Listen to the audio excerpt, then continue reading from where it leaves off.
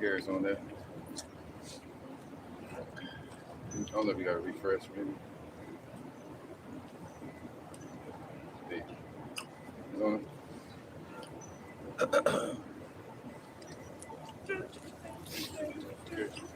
Yeah, you can hear it too. Oh, that's nice. Got us? Yeah, you got us. Okay. You good? We good? Testing. All right, Shalom.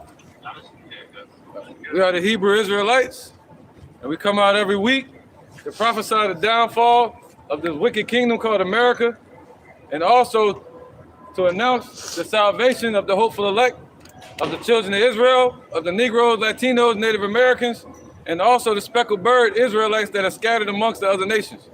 But first and foremost, we want to give honor to our God, Yahweh, and his son, Yahweh Shai, and their true names, Yahweh and Yahweh Shai.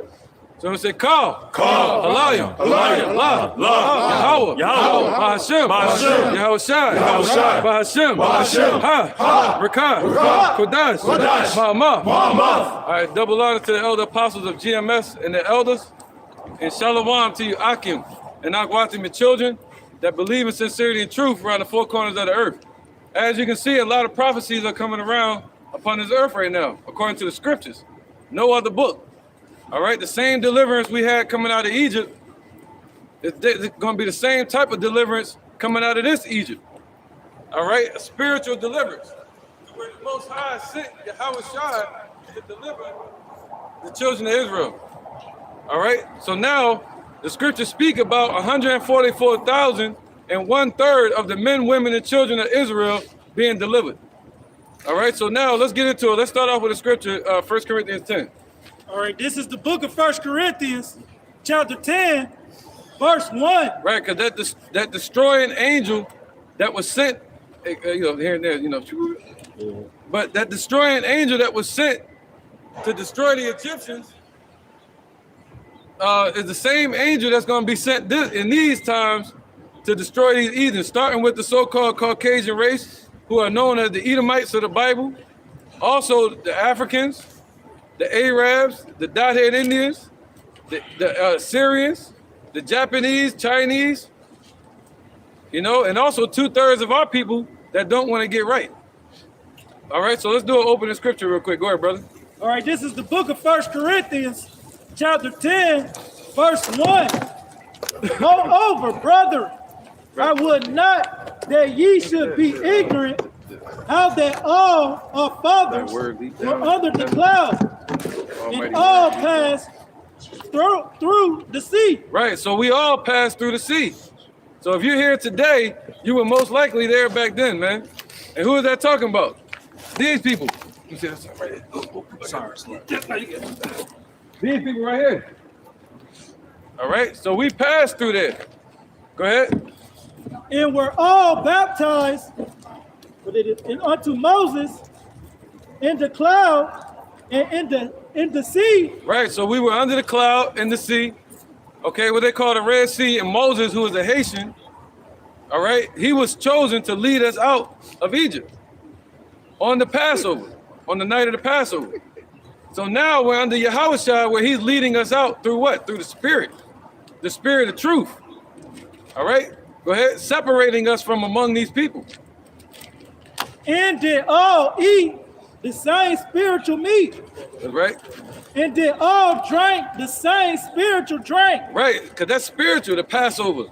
The Passover is spiritual. All right, where you eat the lamb and you sip the wine. And the same thing happened on the night Yahweh Shai was crucified. All right, we ate the lamb and we sipped the wine. All right, so we had to eat it worthily. Go ahead, brother. So you can't claim to be in this truth and not do it worthily, not do it correctly. Go ahead, brother. For they drank of that spiritual rock that found them, and that rock was Hamashiach. Whoa, so it's still talking about Moses in Egypt, but it's mentioning Yahweh Shai. So that shows you that he was there. All right, that was Yahweh Shai that they're talking about, the rock. All right, you got it? All right, yep. Somebody get that Yahweh Shai and 10,000 angels were with him in Mount Sinai. Yep. This is Wisdom of Solomon, chapter 18, verse 15. thine almighty word leapt down from heaven, out of thy royal throne, as a fierce man of war, into the midst of a land of destruction. Right, so that Yahushua, a so-called black man, if you read the scriptures, let's get his depiction. All right, let's go to Daniel 10.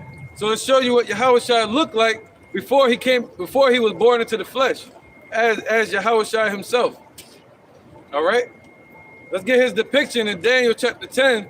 It tells you what the Lord looks like, just like it does in Revelation 1 and 13. It gives you his image. But he leaped down from the throne. Why? Because Yahushua was already there on the right hand of the Father. All right, but now he's sitting back on the right hand of the Father after he came to the earth. Go ahead, brother. This is Daniel chapter 10, starting at verse 5. Then I lift up mine eyes and looked, and behold, a certain man clothed in linen, whose loins were girded with fine gold of Uphaz. His body also was like the beryl, and his face as the appearance of lightning. Right, so this is the true image of the Lord. All right, who is the Messiah? A so-called black man from the tribe of Judah. And his eyes as lamps of fire, and his arms and his feet like in color to polished brass, and the voice of his words like the voice of a multitude. And I, Daniel, alone saw the vision. Right, so you read that, right? It said his feet, right? Gone. Right, so his feet was like what? Brass, okay? What's that? Brown. But they won't tell you this in church. So this is the one that leaped down from heaven off of the throne and came down into Egypt to deliver us. All right, that's what we're reading about. And that same spirit, that archangel Yahushua, is about to come back and deliver his elect again. Go ahead, brother. Oh, that was it on that. Go ahead, my son. All right, this is back at the book of 1 Corinthians, chapter 10, verse 5. But with many of them, Yahweh was not well pleased. Right. For they were overthrown in the wilderness. Now these things, right. Just like now, we're in the wilderness again. All right. Esau, the Caucasian race, they made this whole world a wilderness. It's nothing but a desert. If you think about it in the sense of being righteous, this is nothing but a dry land. This place, Babylon, America. All right. The scriptures say in Job 9 and 24. Somebody get that? We're gonna get some note scriptures too. Right? And what do you say? They made the world a wilderness. Anybody know what that? Yeah. Is this the man? Is this the man? It's the book of Job 9 and 24. The earth is given to the hand of the wicked. He covered the face of the judge thereof. If not, where and who is he? Right, man. So this is the wicked. Who runs Europe right now? The elite bankers, the Rothschilds, the Rockefellers. All right? They're the ones that the Lord gave the earth over to them. All right, especially with the Roman Empire. You see that? But then during the Byzantine Empire, we ruled for 1,000 years. And after that 1,000 years, you had something called the Ottoman Turks. Okay? Which were Edomites. And they came out in 1266 AD, and they took back Constantinople from the so-called Negroes. And they've been ruling ever since. All right, they established the EU, the European Union, which is the dragon. They established NATO, and they established America. And that's all according to prophecy, man. All right, somebody got precept? Yep, not that one yet, but, huh? Yeah. So we still reading about Yahushua real quick. Go ahead, brother. This is Deuteronomy chapter 33, and I'm gonna start at verse 1. Right. And this is the blessing wherewith Moses, man of the Most High, blessed the children of Israel before his death. And he said, the Lord Yahweh Bashem Yahushua came from Sinai and rose up from Seir unto them. He shined forth from Mount Paran, and he came with 10,000s of saints. From his right hand went and fiery law for them. Right, so it's talking about Yahushua, all right? But it said, he was in the mount, it was like the Lord is among them. 10,000 thousands of his angels. All right. That's right, man. But that still was it, though. That was Yahushua. And he gave the laws to who? To the Israelites, all right? Somebody got another precept? Go ahead, bro. Made the word of wilderness. Yeah, he made the world of wilderness. It's the book of Isaiah, chapter 14, verse 16. They that see thee, so like they that see thee shall narrowly look upon thee and consider thee, saying, is this the man that made the earth to tremble and did shake kingdoms? Right, so they're going to say that, man. Is this the man that made the earth to tremble and shook kingdoms? What happened when NATO was established? All right, when NATO was established around 1951, 1948, you had NATO, North Atlantic Treaty Organization. They said, who can go to war with the beast? You know, in the European Union. All right, so go ahead. It turned the whole world into a wilderness. Why? Because they're pushing their idolatry. They're pushing their Christianity, which is not truth at all. They're pushing their paganism, going all the way back to the time of the Greeks. Alexander and the Creeps. Go ahead, brother. Verse 17, that made the world as a wilderness and destroyed the cities thereof, that opened not the house of his prisoners. There you go, man. So they opened not the house of their prisoners. They built the whole prison system off of the backs of the Negroes, Latinos, Native Americans, and off their enslavement. You know, the biggest population in the prison system today are our people. That's right. So they're making a fortune off of it. Go ahead, bro. The biggest example of this place being the wilderness is when you look in society, it's a whole bunch of lost souls. Even if a person has like a nice job and a nice house, they still lost. They still are really like going about this world looking for peace for in their soul. Right. That's right, man. And they're not gonna find peace in this place, man. They're not gonna find the peace that they're looking for. What's that? Romans 11:7. That's right, man. Cause hey, let's get that real quick. Yeah. 11:7. Yep. They sought for peace and they found none. Go ahead, brother. Go ahead. Oh, it's Revelations. 11:7. Romans. Romans. This is the book of Romans, chapter 11, verse 7. What then? Israel have not obtained that which he seeketh for, but the election have attained it, and the rest were blinded. See that? Israel looking for the truth. Israel looking for freedom. Israel is looking for compassion. Israel is looking for peace. Rights. For rights. But only rights we got is what? To the kingdom. All right? So he said what? What did I say again? I got you, brother. It says, what then? Israel have not obtained that which he seeketh for, but the election have attained it, and the rest were blinded. Right, but the elect have obtained it, man. That's what it's about. The election have obtained it. What's that? The presence of the Lord. Go ahead, Athayon. God, this Micah 2:10. Arise ye and depart, but this is not your rest, because it is polluted. It shall destroy you, even with a sore destruction. Right, that's right, man. So people, like the brother Zariah was just saying, they're at rest in this society. They're looking for rest. Look at Instagram today. Look at all these rappers, man. All these entertainers, the old entertainers trying to make a comeback now that they see a way to make money. You know what I mean? They was out there selling albums, doing shows. Now they can't do shows anymore. You know, they shut that down with the lockdowns. So now look, they everybody, you know, trying to get a dollar. Who's I need a dollar. That's the mindset. All right. Where we at? Want a dollar, but not a They said the love of money is the root of all evil. You know? That's right, man. Let's get where we was at. Appreciate it, bro. Bring them up. This is Psalms chapter 68, verse 17. It says the chariots of Yahweh Bashem Yahushua are 20,000. Woo, 20,000 chariots. What the so-called Caucasian race, what they call and taught us that was UFOs or ET or extraterrestrials, is really the angels of the Lord. And that's why you're seeing UFOs or what they call unidentified flying objects, which are really identified in the scriptures, Ezekiel, you know, and Zechariah, all throughout Revelation. And 2 Ezra 13, we might get that.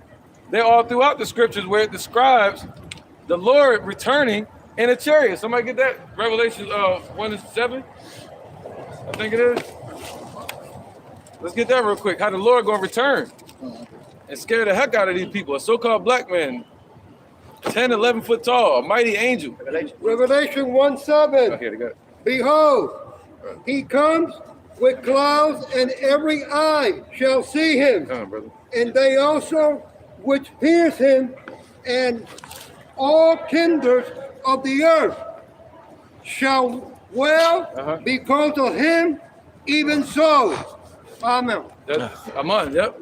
That's right, man. So, that's right. Every eye shall see him. Okay? It says every eye shall see him. He coming with clouds. So that's the same cloud we're reading about. What they call chariots in the Bible. I like to call them war chariots. That's what they for the deliverance of Israel. And to bring war to these nations, man. All right? Yeah, we might get into that, yep. All right, brother. I just got one in 2 Samuel chapter 22, Yeah. verse 10. He bowed the heavens also and came down, and darkness was under his feet. And he rode upon a cherub and did fly, and he was seen upon the wings of the wind. Come on with it, man. That's talking about Yahushua, man. This mighty angel that the Most High created. And he's out there. He's sitting on the right hand of the Father right now. All right, a king ruling in this society right now, manipulating the minds of these nations to bring about the Father's prophecies, man. Manipulating the minds of the Russians. You're hearing about Vladimir Putin. That's in the scriptures, man. Them being the bear. You're hearing about NATO. You know, NATO needs Russia to be the enemy, so NATO can have a reason to exist again. All right, go ahead, brother. Second Ezra. You got one? Go ahead. It was a little piece. A little bit more.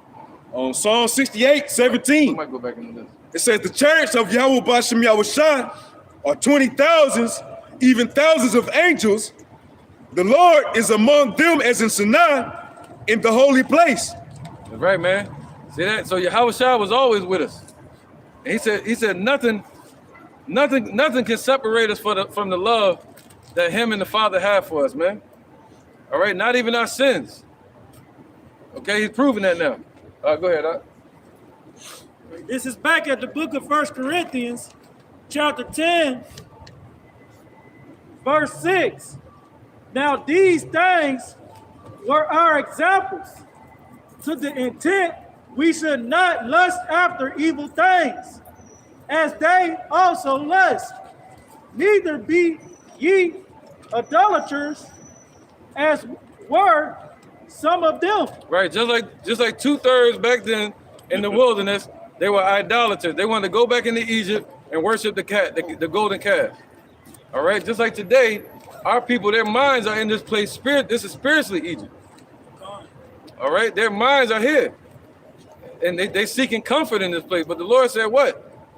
This is not your rest. It's polluted. It shall destroy you with the sword destruction." You know what I mean? Precept. Go ahead, Doc. This is Romans 13:11. And that knowing the time, that now it is high time to awake out of sleep, for now is our salvation nearer than when we believe.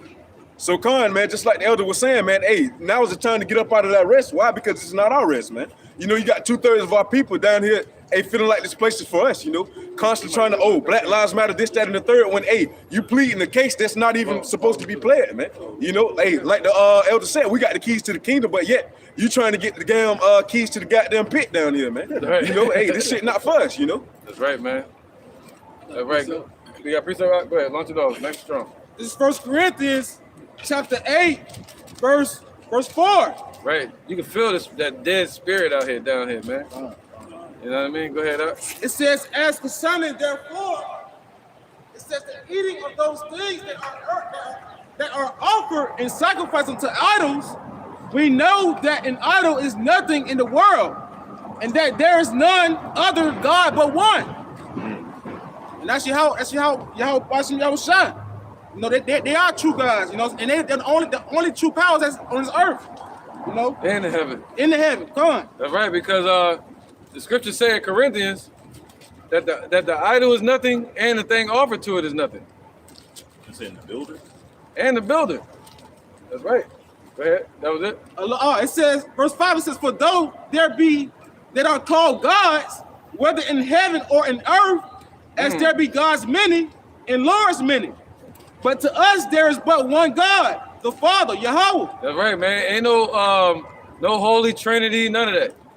It's only the Most High, Yahweh, and His Son, Yahushua, and the Spirit of truth that was given from Yahweh to Yahushua and poured into our vessels as well. That's it. That's simple. There's no Holy Trinity out there. All right? And that's just it. That was created by the, what you would call it, the Gnostics. People like Vocab, Dr. Edom. You know, the Gnostics back then, man, in the ancient times. Okay? That was it on that? It says, of whom, it says, but to us there's but one power, the Father, of whom are all things. And we in him, and one Lord, Yahweh Shah Mashiach, by whom are all things, and we by him. You got to speak on it if you need to. Okay. But yeah, just like the scripture say, it says that, you know, how we Yahweh Bashim Yahweh Shah is in us, we also are is in them. You know, the spirit is in us, man. You know, and like I said before, it's only one power, man. All right, man. All right, so let's get into it, man. We might go into Revelation 11. We're going to Revelation 11, man. All right, you want to finish that? All right, this is back at the book of 1 Corinthians, chapter 10. I'm going to start at verse 7. Neither be ye idolaters, as we were some of them, as it is written. Right, so you got to pull away from Christmas, Halloween, right? Valentine's Day coming up. Valentine's Day coming up, which was the slaughter of all the and pedophilia. They were putting heads on stakes and people's hearts on poles and shit. You know, and Valentine was in prison. He wrote a letter to his letter. You know, I can't even say this. Yeah, yeah, man. You know, do the research. But it's not right. It's not right. He was like unlawfully wedding children. Yeah, unlawfully. Children to children and like children unto adults and stuff like that. Yeah, he was unlawfully doing it, meaning because the Roman Empire allowed what you would call pedophilia. And they were mad at St. Valentine because he was doing it alone and not letting them know. You see that, man? That's what type of world we live in, man. That's why this man got to go into slavery. That's why the scriptures say that. They're going into slavery for 1,000 years for what their forefathers did to our people. Hey, man, add on to that. Look at the guy that they arrested and he supposedly killed himself in jail, man. Yeah. Who all these elites and presidents was on his private jet, on his private plane, man. Jeffrey Epstein. All right, so Epstein, you know. Yeah. So the relics is there, man. The hardcore proof and evidence that line up to the scriptures is there. They're the same people. The same people. What's his name that just died? Bob Saget. You know, they was doing all the allegations with him and the Olsen twins. You know what I'm saying? Hey. Basically, it was like, hey, you might as well say he was playing blackjack because he was hitting on him from the age of 8 to 21, man. You know? God damn. Yeah. Go ahead, brother. In the book of Revelation 2:14, Yahweh Shai speak. Yep. But I have a few things against thee, because thou hast there then that hold the doctrine of Balaam, who thought Balak to cast a stumble block before the children of Israel, to eat things sacrificed unto idols, and to commit fornication. Wait, you speak on it?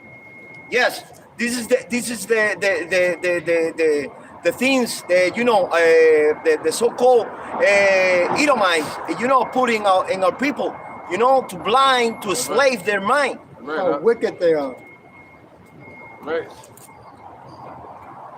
All right, let's get that, man. Let's go into Revelation 11. What you got? Let's start at the top. All right, this is Revelation chapter 11, verse 1. It says, and there was given me a reed like unto a rod. And the angel stood, saying, rise, and measure the temple of God, and the altar, and them that worship therein. Right, so what's that? That's talking about who? The elect. And what's our reed? What's our measuring tool? The scriptures. What did he say? Examine thyself, right? Somebody know what that said? Examine thyself to see if you're in the faith. All right.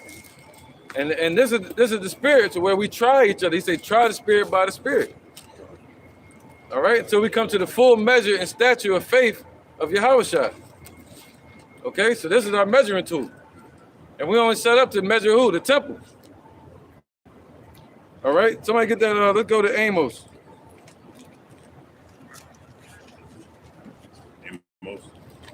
Yep, Amos chapter 9. Somebody know that ye are the temple of the Lord? Yep, he said glorious temple, growing up to a glorious Start from the temple. top, Amos. You did a lesson on it, temple. Go ahead, brother. Yeah. Amos 9 and 8. Tabernacle. Come on. This is Amos chapter 9, verse 8. Behold, the eyes of the Lord, Yahweh Ba'ashem Yahweh Shai, are upon the sinful kingdom. Right, so the Lord is watching this place, man.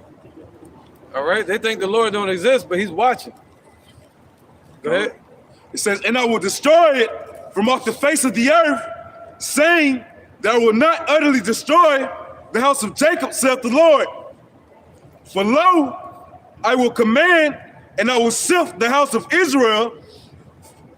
I will sift the house of Israel among all nations, like his corn is sifted in the sea. There you go.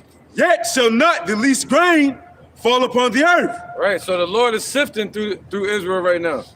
All right, it's called what? A separation. The Lord is using the scriptures, the spirit of truth, as a sift, to sift the people that believe in the lies and to sift out the people that create the lies. All right? I think there's a little more on that one too. 1 Corinthians. Any more on that? Go ahead, brother. Verse 10, it says, Amos 9 and 10, all the sinners of my people shall die by the sword, which say the evil shall not overtake nor prevent us. Right, you speak on it real quick? And that's also 2/3 of our people, and also these heathens, man. You know, starting with 2/3 of our people, you got Nate the Snake of IUIC. Oh yeah, the nation of Israel is not going to go through any tribulation before we enter into the kingdom of heaven, man. So guess what? With great tribulation, his ass going to be met with, man. You know, therefore, if he don't repent to the Lord, Yahweh Ba'ashem Yahweh Shai, you know, you got Esau. They feel like Psalms 49 and 11. This place is going to continue on forever, man. But it's going to be a rude awakening. Why? Because this place is going to be utterly destroyed, man. You know, it shall not be one stone left unturned, you know. This place is going to be eradicated. Everything that you see around you is going to be completely destroyed, you know. That's right, man. Go ahead, brother. This is 2 Corinthians chapter 13, verse 5. Examine yourselves, whether ye be in the faith. Prove your own selves. Know ye not your own selves how that Yahweh Shai HaMashiach is in you, except ye be reprobates. There you go, man. So you got to examine yourself. How do you? That's where the battle starts. Examining yourself first, and then you go out and do the same thing with the brothers that are amongst you. All right, amongst the believers that are among you. So you got to examine yourself or measure yourself first with the scriptures. Okay, that's our measuring tool. So he said, go out and measure the temple. Who's the temple? What he say? Go to the lost sheep, the house of Israel. Yeah, precepts. Go ahead, bro. This is Ephesians chapter 5. Yeah. Somebody get that? Matthew, the lost sheep, the house of Israel. I think. Verse 27. Yep. That he might present it to himself a glorious church, not having spot or wrinkle or any such thing, but that it should be holy and without blemish. There you go. All right, keep going. So ought men to love their wives as their own bodies. No. You're talking about the head of the church, right? So it's talking about Yahweh Shai, the sacrifice that he did for us. He did it so we can be cleansed. He did it so we can be cleansed and be holy. What's that? Being separated from amongst the wicked. All right? And to present to himself what you would call the church, spoken of in the book of Solomon, Songs of Solomon. All right? The church, the 7 churches of Asia Minor. The word church just meaning called out. So the Lord is calling certain men from amongst the other people. He's not telling you to go to these church buildings. He's telling you, you are the church. He said, what? Ye are the temple of the Lord. Somebody got that? I got it. All right, this is the book of 1 Corinthians, chapter 3, verse 16. Know ye not that ye are the temple of the Most High? Right, so you are the temple of the Lord. And his spirit dwells in you. His name is not Jesus. The word Jesus means hail Zeus. So people are praising Zeus. That's a pagan name. See that? The Lord's true name is Yahweh Shai. You got to go back to the ancient Hebrew. That's the name that everybody's looking for. All right? Everybody's looking for the name of the Lord. They're looking for freedom. You're looking for peace. But we're calling on the wrong God. His name is not Jesus. All right, that's an Edomite, a so-called Caucasian. Go ahead, brother. And that the Spirit of the Most High dwelleth in you. If any man defile the temple of the Most High, him shall the Most High destroy, for the temple of the Most High is holy. Right, so you're supposed to be separate, man. You're not supposed to be going out there following after these mandates, following after this lockdown situation, following after what Biden says out of fear, going to do that.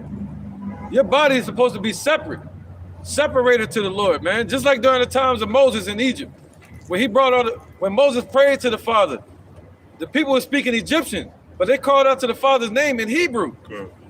And when they finally called out on his name, the Most High raised up Moses. And then the Lord used Moses and made him a god in front of the other nations and told him to bring the plagues on that place. Now, when he brought the plagues, imagine if he'd have went and followed the mandate and did all that. You see that? That's a lack of faith, man. Go ahead, brother. Oh, that was it on that thing, right? Which temple are ye? Right, so you are the temple of the Lord. Okay, so the Lord said, go out and measure the temple. You start with yourself and your people. Go ahead. Who's he talking about? Real quick. This is the book of St. Matthew, chapter 15 and verse 24. But he answered and said, I am not sent but unto the lost sheep of the house of Israel. Woo! The lost sheep of the house of Israel. See that joy over there? Yeah, look at that. That's joy. See, he's feeling it. He said, that's us. That's right, man. All right, because, hey, this ain't about color, but you can just tell the spirit. It ain't about color, because we scattered everywhere.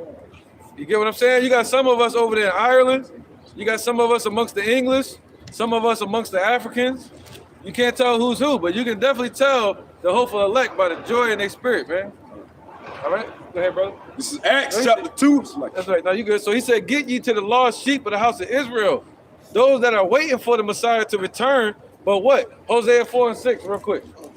This is the only problem. You see that?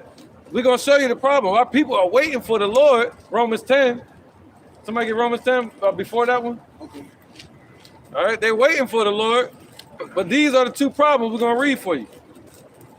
The Lord's true name is Yahushua. The Father's true name is Yahweh. All right?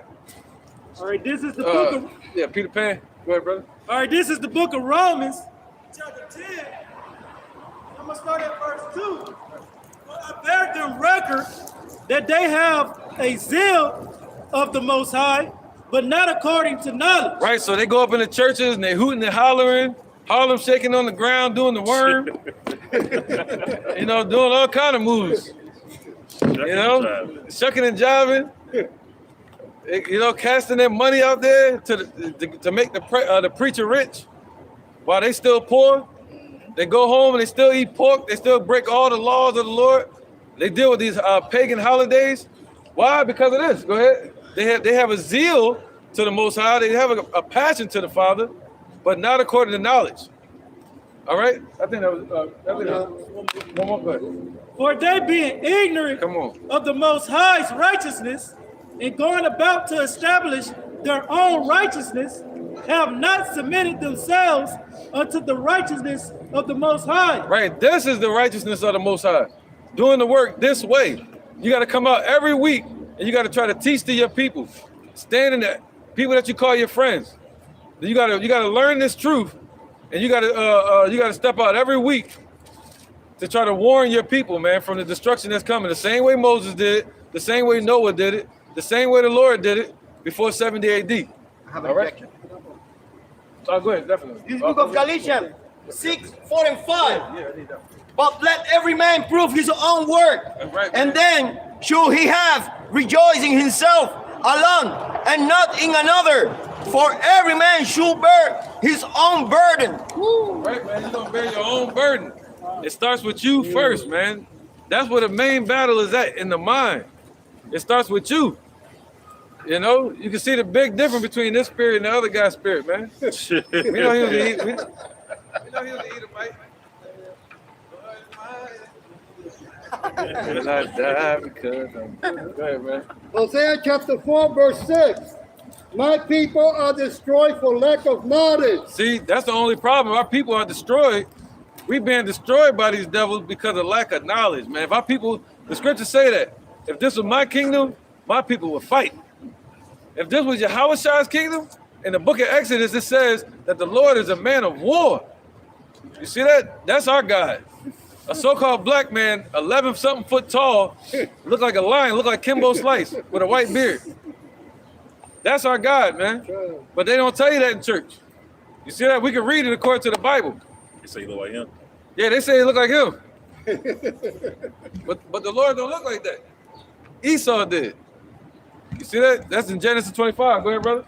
Because thou hast rejected knowledge, I will also reject thee. See, that's the point. That's the point. All right. If you reject this knowledge, the Lord gonna reject you in that day, and you won't be amongst the number. Revelation 7. All right, you won't be in this number right here. I want to be in the number. Hey, they used to sing that church, Come that on, song in church, man. That's right. Yeah. Oh, how I want, and in school. Be in that number, yeah. when the saints come The marching saints. in. When the saints come marching in. That's the whole thing. Dang, I didn't even know that. Yeah. Dang. That's right, man. I thought there was two different songs, but yeah, it's the same song. Oh, okay. Real quick, let me get this real quick. Go ahead, right into this. This is Revelation chapter 7, verse 4. That what you got? And I heard the number of them which were sealed, Yeah. and there were sealed 144,000 of all the tribes of the children of Israel. See, that's what we're looking for. We out here, we're not trying to convince nobody. Like I was talking to a brother earlier. He said he wanted me to convince him, but I'm like, I'm not trying to convince you. I'm just trying to mark you. I'm trying to mark you, man, so we can get the hell out of here. I'm trying to mark you as a target for the Lord. Say, hey, I got one right here, beacon. or hey, I'm gonna mark him and say, hey, Lord, we got one right here that needs to be picked up in that day. That's right. He said he's ready. That's right. Catch him, you know, he's ready. That's right, man. I'm ready too. You know, I want to get the hell out of here. Ready to go back home. That's right. Ready to go back home, brother. But we got to know where home is. You know, our home is Jerusalem. Our home is in the presence of our Father, Yahweh. So even if we leave this body in the spirit realm, we're still in the presence of our Father. But here, we're not in the presence of our Lord. We're in the presence of these devils and death and wickedness out here, right? You know. We're on his footstool. We're his footstool. That's right. We're under his footstool. I like that, man. Hey, All right. that's right on point too. About how we were saying, hey, the Lord don't dwell in temples, man. And he said, heaven is my earth. It's like heaven is my throne and earth is my footstool, man. Hey, so that's what we're dwelling at right now, man. So, hey, also, hey, with that being said, the Lord Yahweh Bashem Yahweh is within us and not these temples, you know. Woo, that's right. He's in the footstool, man. I like that. You was done with that? Yeah, he's done with that. Go ahead. Go ahead. This Acts 20 and Salaki, this Acts 20 and 28. Take heed therefore unto yourselves and to all the flock over the which the Holy Spirit have made you overseers to feed the church of Yahweh Bashem Yahweh Shai, That's right, man. which he have purchased with his own blood. Just Right. going back to that topic of Yahweh Shai. That's right. Yeah, come Laid on. his life down. Yeah, he laid his life down. He died for us, man. He died for you. He died for me and these brothers here. You know, he died for our people, and was risen again. That was the greatest sacrifice a man could ever give, was to give his life. And they killed him around 37 to 38 AD. So he'd be about 41 years old. All right, around 40-something years old when he passed. All right, go ahead. Precept, come on. This is the book of Yeah, we can go Matthew. back to that too. Yeah, come on. This is the book of Matthew, chapter 10, starting at verse 5. These 12 Yahweh Shai sent forth and commanded them, saying, go not into the way of the Gentiles, and unto any city of the Samaritans enter ye not, but go rather to the lost sheep of the house of Israel. Right, go to these people.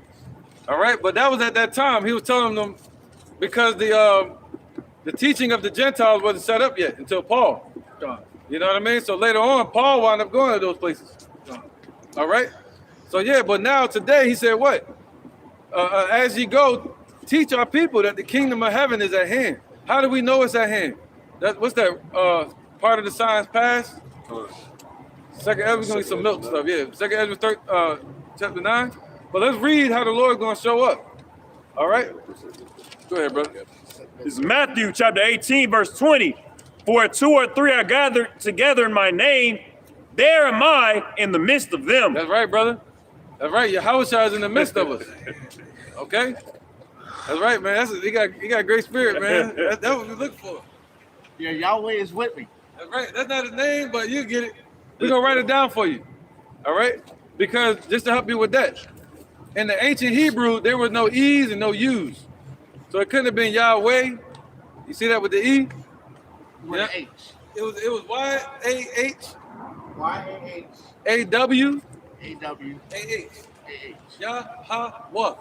Yahweh. Ooh, that's what you want. Yahweh. Yahweh. Yahweh. Yeah. When you say Yahweh, that's the wrong name.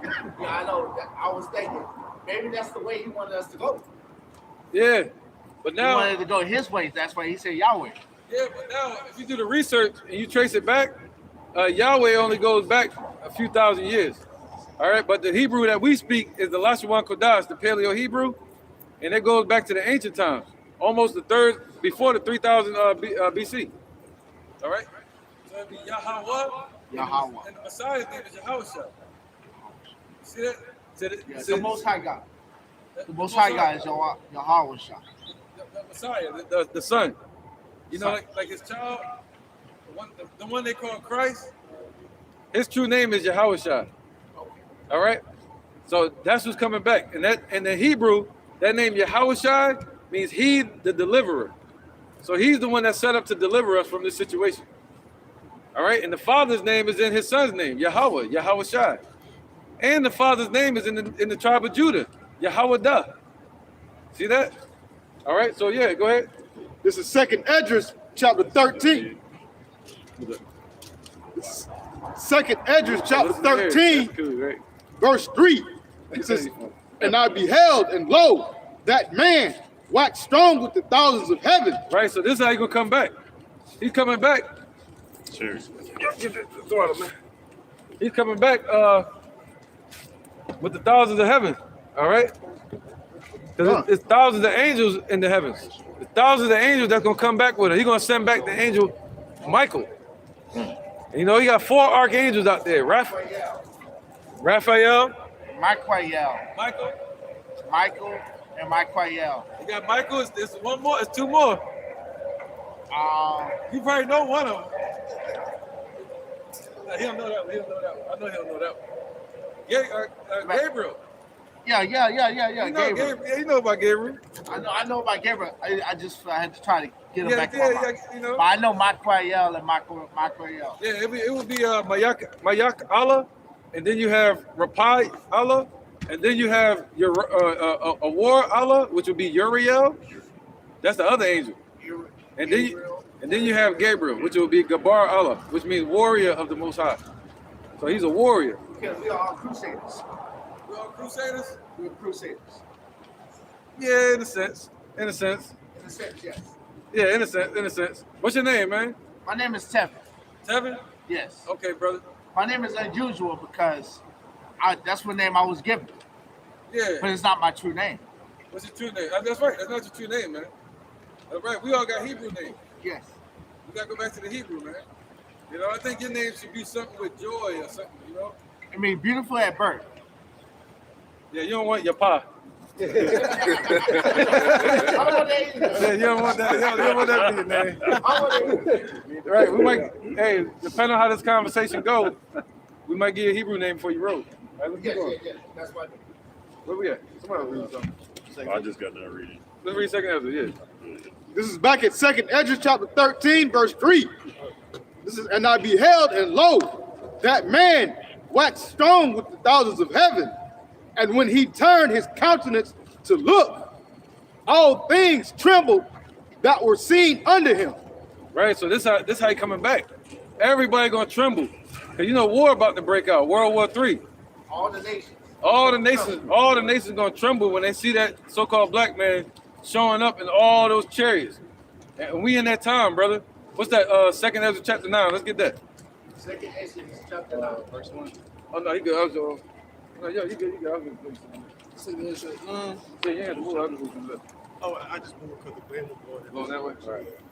All right, somebody read 9 and 1? Yeah, even I'm talking. Go ahead and rock out. 2nd Ezra, 9 and 1. It says he answered me then and said, measure thou the time diligently in itself, and when thou seest part of the signs past, which I have told thee before, then shalt thou understand that it is the very same time wherein the highest will begin to visit the world which he made. So it said measure thou the time diligently in itself. So Yahweh Shah told us to go out and watch, man. Watch for the signs, man. Watch for the prophecies, man. Because the prophecies are definitely here, man. Like, not the seasons, but the signs that's here to come. Like the different weathers of the seasons.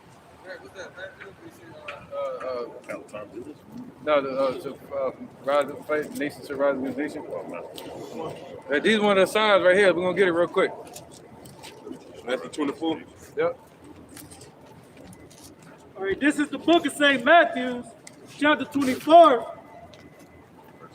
And I'm going to start at verse 6. Done. And ye shall hear of wars and rumors of wars. Right, you're hearing about wars and you're hearing about rumors of war. You're hearing about Russia talking about invading Ukraine. You're hearing about NATO strumming up a war against Russia. All right? And you're hearing about Russia pulling all the nations under their umbrella, just like the scriptures say in Ezekiel 38. Con. Go ahead, brother. You can speak on Hey, that. Con, and also, hey, me and the brother Zariah was speaking about last night, man. Basically, what they're trying to do, all right, hey, they're going to be confounded with their own mess, man. They're trying to surround basically Russia around about, but hey, those tables are going to be turned right on America, man. So basically, their plan that they have concocted up, man, hey, basically going to be put on them, man. As it talks about in Jeremiah chapter 50, man. Yep. We'll say, surround yourself round about, all you that bend the bow, man. So it's going to be put right back on America, all right. That power that they think they have, all right, is going to be brought low, which is already technically pretty much is, man. And it's just the fact that the matter that got to be placed in their head have to be shown to them, man. You know, it's ultimately going to fall on NATO first, and then NATO's going to turn in against America and put the blame on them. You had this thing called the it was a treaty deal that done in 1999, Bosnian treaty deal. Documents were done in 1999, and what happened was NATO made an agreement that they wouldn't move eastward and surround Russia. But they keep making all these verbal agreements, but the Secretary of Defense for Russia was like, nah, fuck all these verbal agreements. Let's go back to these treaties and these documents that said that y'all wouldn't be surrounding Russia like that. So they're painting NATO is painting the narrative as if Russia's being the enforcer to Ukraine. However, what's really happening, these nations are going to find out that it's really NATO being the enforcer and trying to back Russia into a corner. And what happens is you can back the smallest Chihuahua dog or poodle into a corner. What he's going to do? He's going to come out fighting. So what's going to happen is these nations are going to turn against NATO like, well, hey, why are you trying to, you know what I'm saying? Then they're going to point. What are NATO going to do? They're going to point the finger at America. Con. Yeah. That video you did earlier on the Secretary of Russia, where he said they weren't supposed to go east of the river of Odur. Yeah. They weren't supposed to go east of the river of Odur. I looked on a map, and the river of Odur is like right in the middle of Germany. They went way east of that motherfucker. So when the Most High says he holds back the winds for a certain time, he really held back for a very specific time, because they could have went to war, but it was a certain time for them to go to war for this place to be destroyed. All right, I got a precept real quick. Right. And and they got that small window. Yeah. They got a small window between the China Olympics and between the ice Melted. melting over there. Yeah. They got a small window to go to war. I was gonna say ultimately that's what that Psalms 55, the words of his mouth are smoother than butter. Cause that's what they do. They tell you one thing and then they get to breaking all the treaties and everything that they made. You see what I'm saying? Right. Yeah. And America is known for breaking treaties. Right. Broken like 500 and so many. Yeah, they broke the treaties with the Gadites. They broke the treaties with Israel with Babylon. In 586 BC, they broke the treaty. They had a peace treaty with us. So Esau always been known for breaking their treaties. And they French and Germany, they don't even lie why these Americans doing it. they don't want their plan. They don't want to play their plan. They know because they know Russia gonna destroy Germany. Right. So Germany like, yo, if you do that, we're gonna kick y'all out of Germany. Yep. You're gonna kick all your soldiers out. And that's Satan casting out Satan. Oh, look at that, man. Let's get that. Satan divided against Satan. You know that it happened then? Go ahead, bro. You got a precept? This is Habakkuk chapter 2, verse 5. No, verse 4. Behold, his soul which is lifted up is not upright in him, but the just shall live by faith. So when we see these prophecies coming to pass, that's a faith booster for us, because we know this is ultimately the end of this system and the uplifting of our system being brought through by Yahweh Shai, man, and the men of the Lord that's prophesying week in and week out and ushering in the kingdom of our people. But however, like even though Russia is not in the spirit of the natural state of Edomites, that the Lord is still against them. Even though they're trying to be passive aggressive right now, the Lord is still against them because they're still Edom. All right, it says, verse 5, yea, also because he transgresses by wine, he is a proud man, neither keepeth at home, for enlarges his desires as hell, and is as death, and cannot be satisfied, but gathereth unto him all nations, and heapeth unto him all people. Right. So now you have to have the aggressor and the passive aggressor in a situation like this. Because if you have both of them being aggressors, the war would have already jumped off. But the Lord is playing the minds of Russia for them to be passive. Well, and going back to Ezekiel 38, he said, but I'm still against thee, O Gog and Magog, chief prince of Meshach and Tubal. So all right, bring that out. This is Ezekiel 38, chapter 1. It says, and the word of the Lord, Yahweh Bashem Yahushai, came unto me, saying, Son of man, set thy face against God, the land of Magog, the chief prince of Meshach and Tubal, and prophesy against him. So Khan, just like the brother was saying, man, hey, even though those are Edomites too, hey, the Lord Yahweh Bashem Yahushai is still using them, but he's against them too as well, man. You know, the same way he using the American Edomite as his whipping stick towards the nation of Israel, man. Hey, but guess what? At the end of the day, shit, they ass going to be eradicated after 1,000 years of hardcore slavery, man. You know? And what does it also say? And I think it's further down in that same chapter, he shall put in our mind to do an evil thought. So he's preserving the mind of Putin right now for him to be passive. Like, go ahead. Bring it up. Verse 10 of Ezekiel 38, it says, thus saith the Lord, Yahweh Bashem Yahushai, it shall come to pass that at that same time shall things come into thy mind, and thou shalt think an evil thought. So it's going to be a certain point where the Lord is going to click the mind of Putin in Russia, and the only thing they're going to have on their mind is war. That's it. Hey, you know, it's just gonna be just like that clip from X-Men Apocalypse, man.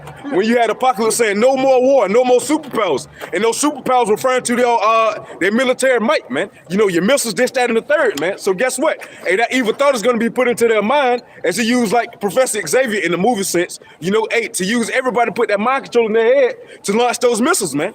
But in the sense, it's gonna be the Lord Yahweh Bashem Yahushai putting that thought in their minds, man. Hey, to what? To destroy this place, man. To set off the war, you know. Hey, sent new missiles off. That's right, man, because this place was only set up for our judgment and for our punishment. And after our punishment is over, the Lord going to destroy this place. He ain't going to have no need for it no more. It's going to be useless, okay? It's going to be of no more use to him. Can't fight. That's right, man. So he can use America right now, just like he's using Esau. Where was that? House divided can't stand. Let's get it. This is the book of Matthew, chapter 12, and verse 26.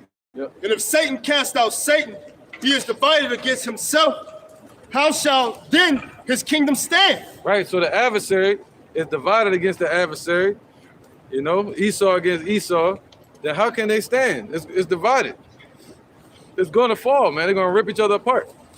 And you know how Esau do, man. They know how to tear some shit down. So imagine him tearing himself down, you know? Look what they did to the Capitol, man.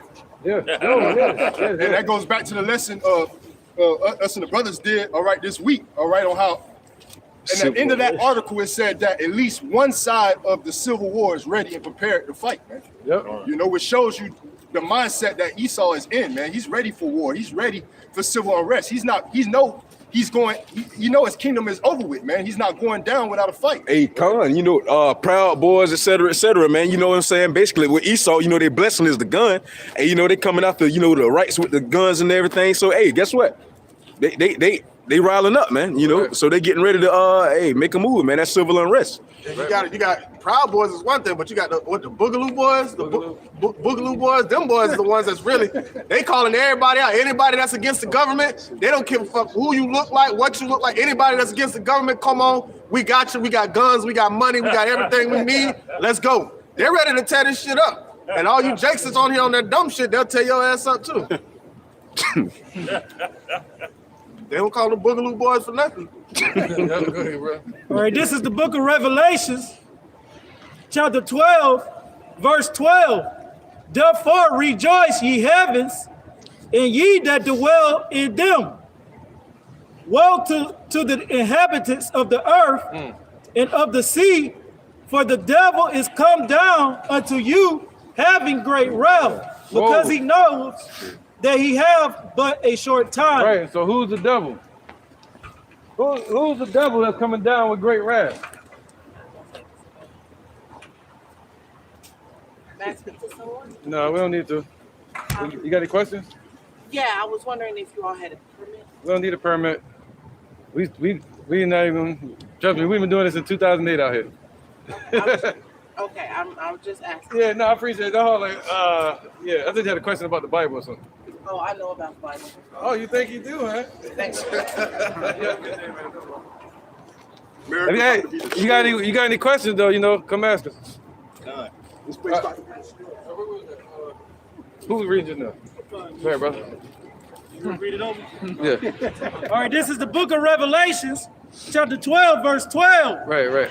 Therefore rejoice, ye heavens, and ye that dwell in them. Right, so go ahead, keep going. So they're rejoicing up there in the heavens, man.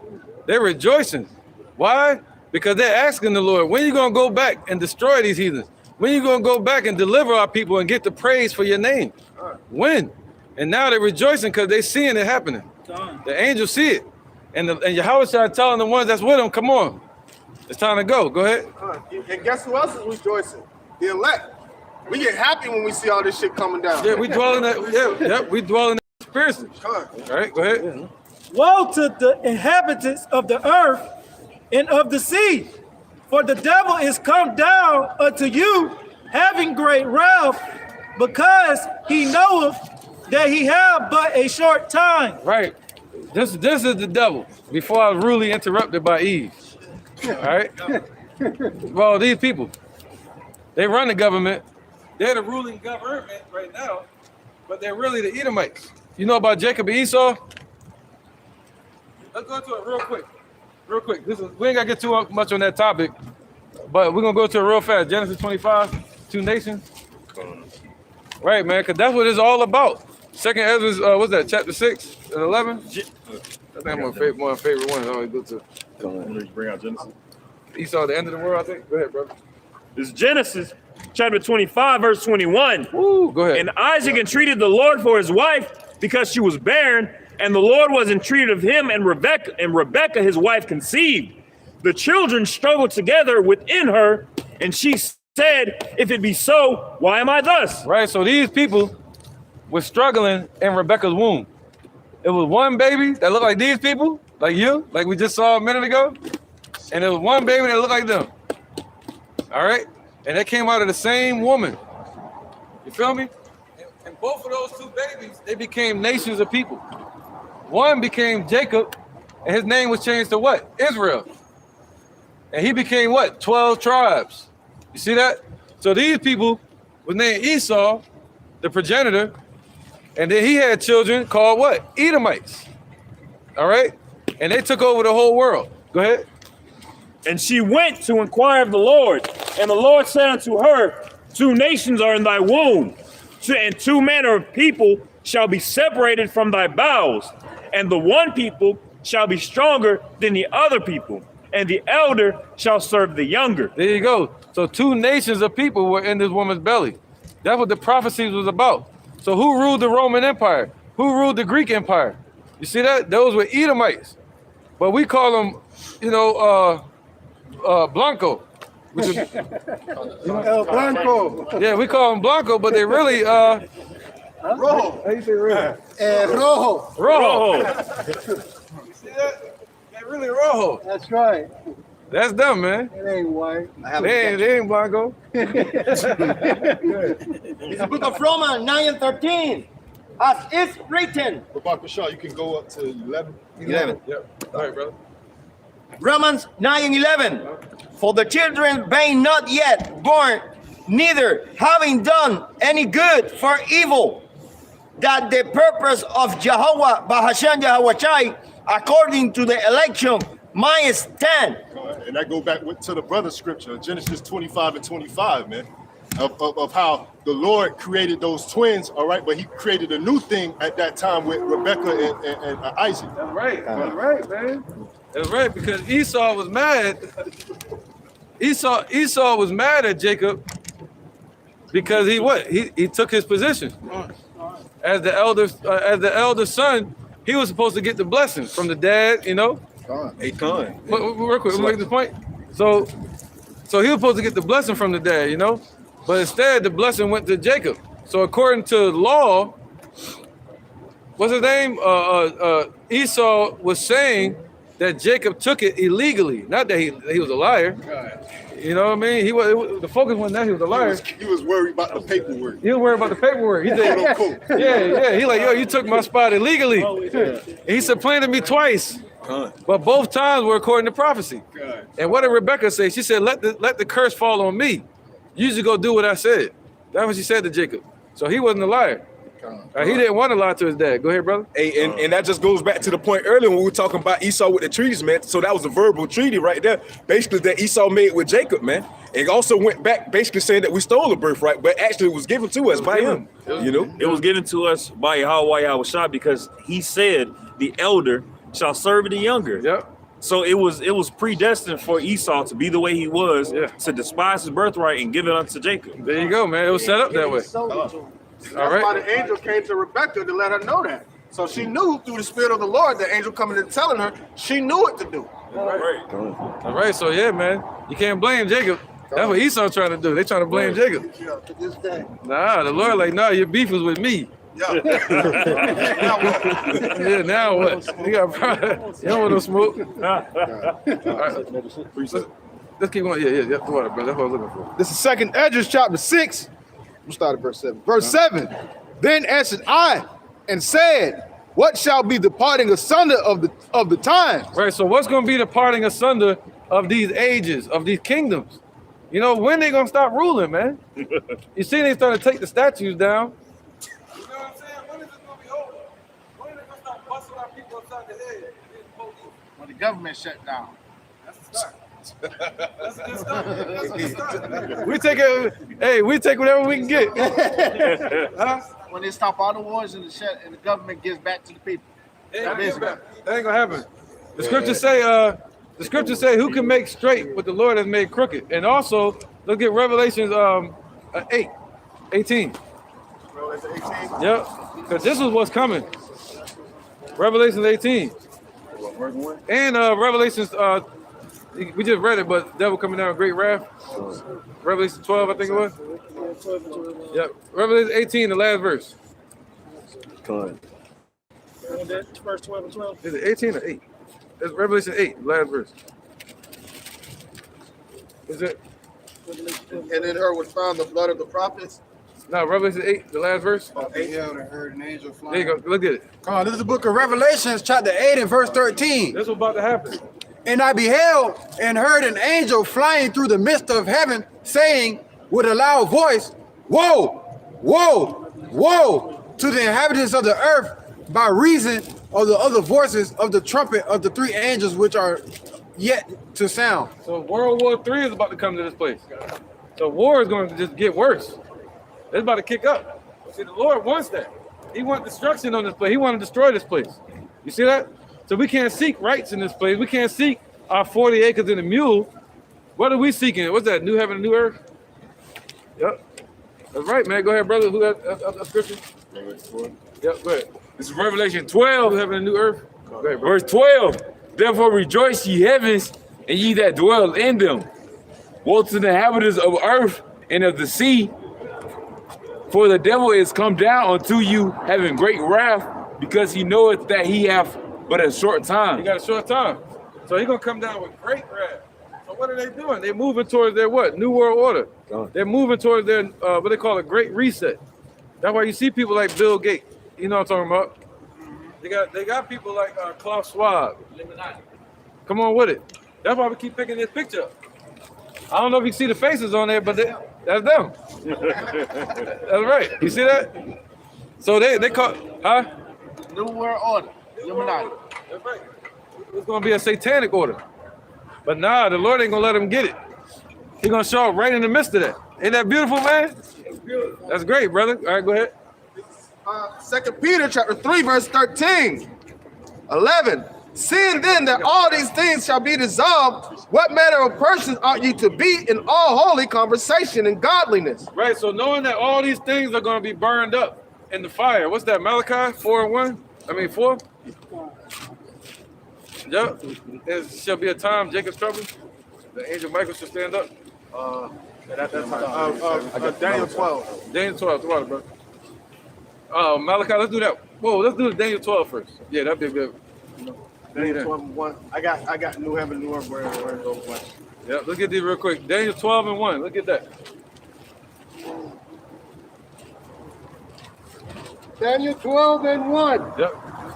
And at that time, And at that time, like you just said, we in that time. Go ahead. shall Michael stand up, So the Lord gonna have Michael stand up for us. the great prince. Guess what the word Michael means? Mayak Allah. It means he's like God. So he's an angel that's just like the Most High. That's just like Yahushua. But he's under Yahushua. You see that? So the Lord gonna send him. Well, Yahushua gonna send him. Go ahead. Which stands for the children of thy people. Right. What's that? Psalms 91. Let's get that. He's gonna give his angels charge over thee, and they're gonna start with the angel Michael. You see that? And all the other angels are gonna follow behind him, under Yahushua though. You know, we're not supposed to praise angels, but that is our brother. Michael is our brother. Okay. Let's get that. Psalms 91. He should give his angels charge over thee. That's right, man. We take our time. We good. I know this win this. All over. We got it. Go ahead, brother. All right, this is the book of Psalms, Whoa, man. chapter 91, starting at verse 11. For he shall give his angels charge over thee to keep thee in all thy ways. They shall bear thee up in their hands, lest thou dash thy foot against a stone. There you go, man. There you go. All right, yeah. All right, let's keep rocking. Go on. Verse 13, thou shalt tread upon... Okay, we're good on that. Go ahead. And there shall be, Right now, we good. and there shall be a time of trouble. Oh, we got to read where you at? Daniel 12, chapter 1. Right, we're coming into the time of Jacob's trouble again. The Lord about to punish 2/3 of our people one more time. And after this is the kingdom. But the Lord said what? 2 parts therein are going to be cut off and die, but 1/3 is going to be saved from what's coming. All right, the 144,000 and the 1/3. Go ahead, brother. Daniel chapter 12, verse 1. Yep, go ahead. Even to that same time, at that time, thy people shall be delivered. Woo! At that time, that's when we're going to be delivered. That's what we're waiting for. So we telling the Illuminati, we telling those Edomites to hurry the hell up, make your move. Make your move. Stop procrastinating. So he could come in and be like, Gotcha. Nope, not today. Not today. Whoop-dee. Yeah, go ahead. You gonna set a standard. I had it. Give me a minute. All right. Take your time. You good, bro. Wait a minute. Here we go. People shall be delivered, everyone that shall be found written in the book. Yep. So everybody that's gonna be found written in the book, the angel Michael is gonna stand up for them. The Lord gonna have them stand up. Now let's get this real quick. The next one, Malachi. Malachi 1. 4:1. This is the book of Malachi, chapter 4, and verse 1. For behold, the day cometh, thou shalt burn as an oven, and all the proud, and all that do wickedly shall be stubble. Right. So the day is coming. Nice and loud, y'all. The day is coming. The day is coming.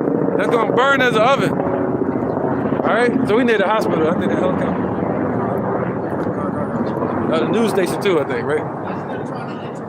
No, they ain't, I don't do that. Yeah, they ain't doing that on purpose. Nah, it's just a lot of confusion in the matrix, you know. Go ahead, brother. And the day that cometh shall burn them up, said the Lord of hosts, that it shall leave them neither root nor branch. But unto you that fear my name shall the Son of Righteousness arise with healing in his wings. There you go. So he's gonna rise, right? So the Lord's gonna rise with healing in his wings. What's that? Us getting them new bodies. Us getting changed from these vile bodies that we in. The Lord got new bodies out there waiting for us. He's gonna give us garments and everything. You know, and by white it means righteousness, purity. See, these bodies, they're subject to sin, they're subject to get sick. It still goes back to Adam from the flesh, from the ground. You see that? So now he about to cut that off. We're gonna be born from the heavens. A whole new race of people. Say that again? Can you tell me more about righteous indignation? Righteous indignation? That judgment? Yeah. That's right. The Most High's righteous indignation. Let's keep getting into it. Go ahead, brother. Come on, verse 2. But unto you that fear my name shall the Son of Righteousness arise with healing in his wings. See, the Son of Righteousness, as you just said, he's going to rise with healing in his wings, and he's going to judge righteously. Well, how is he going to do that? He's not going to what? He's no respecter of persons. Though he has love for us, he's going to issue out perfect judgment. If you righteous anger, that's right. But you got righteous, that's right, righteous anger. You know, go ahead. Verse 3.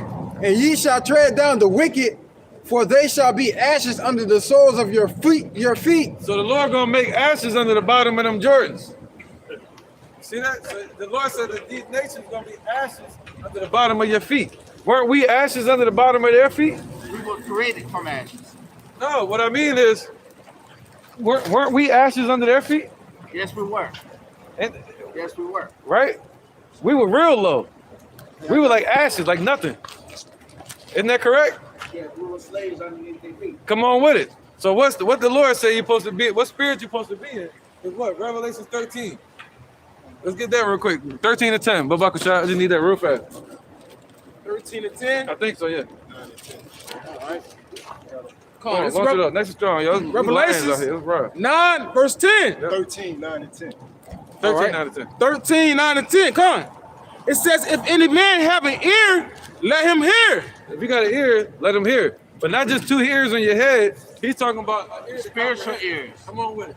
It says, he that leadeth into captivity shall go into captivity. See, they led us into slavery. That's right. So they're going to go into slavery too. He that killeth with the sword must be killed with the sword. They killed us with the sword. What blessing was given to Esau, you know? Come on with it. What does the sword what does the sword represent? Destruction. Destruction. So Power. they was able to destroy us. What they're doing today all over the world, destroying. Come on with it. With the judgment of the government. That with the gun. That with the gun, with missiles, all kind of stuff. However, they're destroying our people with Planned Parenthood, you know, with GMOs, Planned Parenthood, abortion. The system, like, you know, jail, courts, and stuff like that. EBT. School system, churches. Yeah, they're killing us that way too, spiritually. Cigarettes. And alcohol. Drugs. Yep. It's a lot, right? It's set to destroy us. Come on with it, bro. Come on with it, man. Go ahead. We wanted to come first because we were lads in captivity. That's right, brother. We're gonna come first. That's right, man. It says, here is the patience and the faith of the saints. There you go. All right, so here is the faith and the patience of the saints. So the word saint means to be holy. So if you got that type of mind in you, you got the same mind of Yahushua. Is that he want to take these people into captivity for having us in slavery. All right, that's the right mindset to have. Right? The book of 2 Thessalonians chapter 1 verse 6. Seeing it is a righteous thing with Yahweh to recompense tribulation to them that trouble you. Woo, so it's a righteous thing. That you said righteous anger, right? Righteous judgment, you know? Righteous indignation. So he said it's a righteous thing to recompense them that trouble you. What are we reading about? The times of Jacob's trouble. See that? So yeah, the Lord gonna repay them for what they did to our people. They didn't get any judgment for that yet. They still walking. Their descendants are walking around here owning all the businesses, Laying on the ground next to you. owning all the corporations. Yeah. You chilling on the ground next to next to The you. devil sitting right next to you. You probably going back to work at that bank. But I did. I want to hear for Hawaii shop. Your Hawaii shop. What's shot? Your Hawaii shop. Your Hawaii shop. So how many syllables is that? I think it's Yah, Ha, Was, Shah. So that's before. So that's how you remember, right? Just remember those 4 syllables. Yah, Ha. You got it. You got it. You got it, man. And that's the name you're going to have to call on. He said they should call upon my name and I shall hear them. You got to know his name. I never knew his name. Now I you- always thought his name was Dehygy. Yeah, all these different crazy names, right? I always thought it was Dehygy. Yeah, they just saying random stuff. But now I know his true name. Yahweh Shah. And there's other brothers out there that's watching that know his true name and sisters. They know it, but they don't want to hear it. Oh yeah. All y'all remember his name, Yahweh Shah. That's right. That's right, brother. That's right, brother. Let's keep going. You got one too? Okay, go ahead. Finish this what we're reading. Oh no. Go ahead. Something new? Go ahead, Canuck. All right, And then back we to go right when you were into talking the- about ashes up under the feet. They bring it out when I'm. All right, this is Isaiah 51:22. Thus saith the Lord of thy power that pleadeth the cause of his people. Right, so the Lord is pleading our cause, a righteous cause, man. The cause of our people. What's that? The kingdom, looking for a new heaven and a new earth. Righteousness. Go ahead, God. Behold, I have taken out of thy hand the cup of trembling. Right, so the Lord is taking that from us. Our slavery, us being in slavery. He's taking that from us, man. Go ahead. Even the dregs of the cup of my fury. Right, the cup of his righteous anger. Righteous indignation. So he took it, he's taking it from us. And what are he gonna do? Go ahead. It says, thou shalt no more drink it again, but I will put it into the hand of them that afflict thee. So the Lord gonna give it to them. Give me all that stuff. I'm talking about trouble, my trembling, all that anger I've been going through, all that trouble that I've been going through. That's right.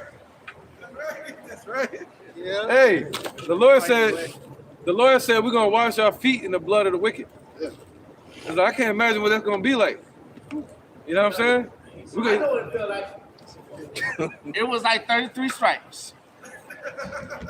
Just like 33 stripes. We're gonna give all of them to him. All 33 stripes. That's right, brother. He did. He got it. They have to endure all of that. They're gonna all eternity until they give back to us. Well, the Lord said, everything they took from us, they're going to vomit it up. All the elites. But after 1,000 years, the Lord going to wipe them off the earth. So he said, you're going to look on the earth for one of them Edomites. That's what they really call it. They're not white. They're not Caucasian. Their biblical name is Esau, just like ours is Jacob. So those Edomites, you're going to try to look for one, you ain't going to be able to find one nowhere. That's right. So yeah, the word Edom just means red. All right. I think Esau means wasted away. All right. So Edom is the word for red. And when they were born, you can see the red through their skin. And that's what they call themselves what? Rednecks. Red in the middle. But we are dark meat. We are cut all the way. We're going all the way. But you're right though. You're right. He's right though. All the way. Yeah. You right. We on point. Yahweh Shah. Woo! I like it. Okay, let's keep going. Verse Isaiah 51:23. But I will put it into the hand of them that afflict thee, which have said to thy soul, bow down that we may go over, and thou hast laid thy body as the ground and as the street to them that went over. So that's right, man. So what? Our people laid down to them. What is that? Judah as a lion, crouches as a lion. Right? Who should rouse him? Man, Have an injection. Oh, hey, that's it. I need this real quick. Let's go over the list real fast. Let me get the Genesis 49 and then y'all off. All right, so he said what? We laid down. We bowed down to him, and he said lay down, and they walked over, you know? Ashes up under their feet. Ashes up under their feet, man. Look at that. All All right, we became the doormat, and they said, yeah, we definitely gonna stomp on them. What's up, brother? All right. I need one of those. Yes. That's it. Hey, Listen to the word I'm from Chicago. These guys are everywhere. That's right, brother. Hey, you got a post Yeah. We got you. Yeah, they everywhere, man. That's right, man. Yep. And if you get on the truth, we'll be even more everywhere. Yeah, man. I'm from Chicago, man. Okay, we got a brother from Chicago. Right, man. I mean, hey, deep work. That's right, brother. Hey, the name is on the back of YouTube too. If you get to a computer. Like, really, all you need is the Most High's name on there. You already know. Take your time, scan through it. All right, baby. All right, I'm my brother. Yeah. All right. Hey, baby. Hey. Go ahead, B. It was happening though. It's happening right now. You better deal with it. It's happening right now. All right, baby. All right, be safe, bro. It's the book of Genesis 49:9. Yep. Judah is a lion's whelp from the prey. From the prey, my son, thou art gone up. He stooped down. He crouched as a lion, and as an old lion, who shall rouse him up? See, as a lion, our people laid down. An old lion. You know, an old lion can't hunt no more. They can't even take down the prey. You see that? They're just lay there. All right, and they get weak, and they shrivel up. But he said, what? Judah, the Negroes, they laid down in this place. You see that? They got comfortable here. After Esau walked on us, made us the damn the doormat, right? They stayed down there. That's why the Lord said, yo, it's time for us to stand up and rise up, right? That was it. All right, next point. Go ahead, brother. This is Obadiah chapter 1 and verse 10. For thy violence against thy brother Jacob, shame shall cover thee, and Right. thou shalt be cut off forever. That's right. So for that violence against thy brother Jacob, man. All right, all the violence that they committed against us. That's why we pray to the Lord to save us, like King David prayed, to save us from the violent man. All right? Yeah, look at all that violence they did to our people. They are violent people, man. They were angry, man. They were just wicked and jealous and envious. That was anger. Look what they did to Emmett Till. That's wicked. They destroyed his face. That's wicked right there, man. Yeah. That's hatred right there. That's even better, hatred. Yeah. He was with another woman that's outside his race. That don't matter. He just whistled that one. He whistled at her, and they got him for that. But you can deal with any woman you want, man. As long as you don't have another man. All right, the Lord ain't worried about that. If you deal with a Chinese woman, he can bring an Israelite through you. Because, the seed goes from the man. You feel me? All right, you just can't follow the Buddha and nothing like that. Buddha. All right, where we at? Y'all off? Let me get back to This is the book of Micah 2 and 10. Erase ye and depart, for this is not your rest, because it's prelude. I should destroy you even with a sword destruction. All right, so the Lord said we got to arise from this place. How do you arise? Do we go get a passport? No.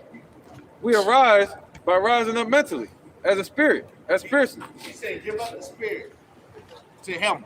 That's right, man. And worship him with all thy heart, all thy faith, and all thy knowledge. And all that soul. All thy soul. That's right, man.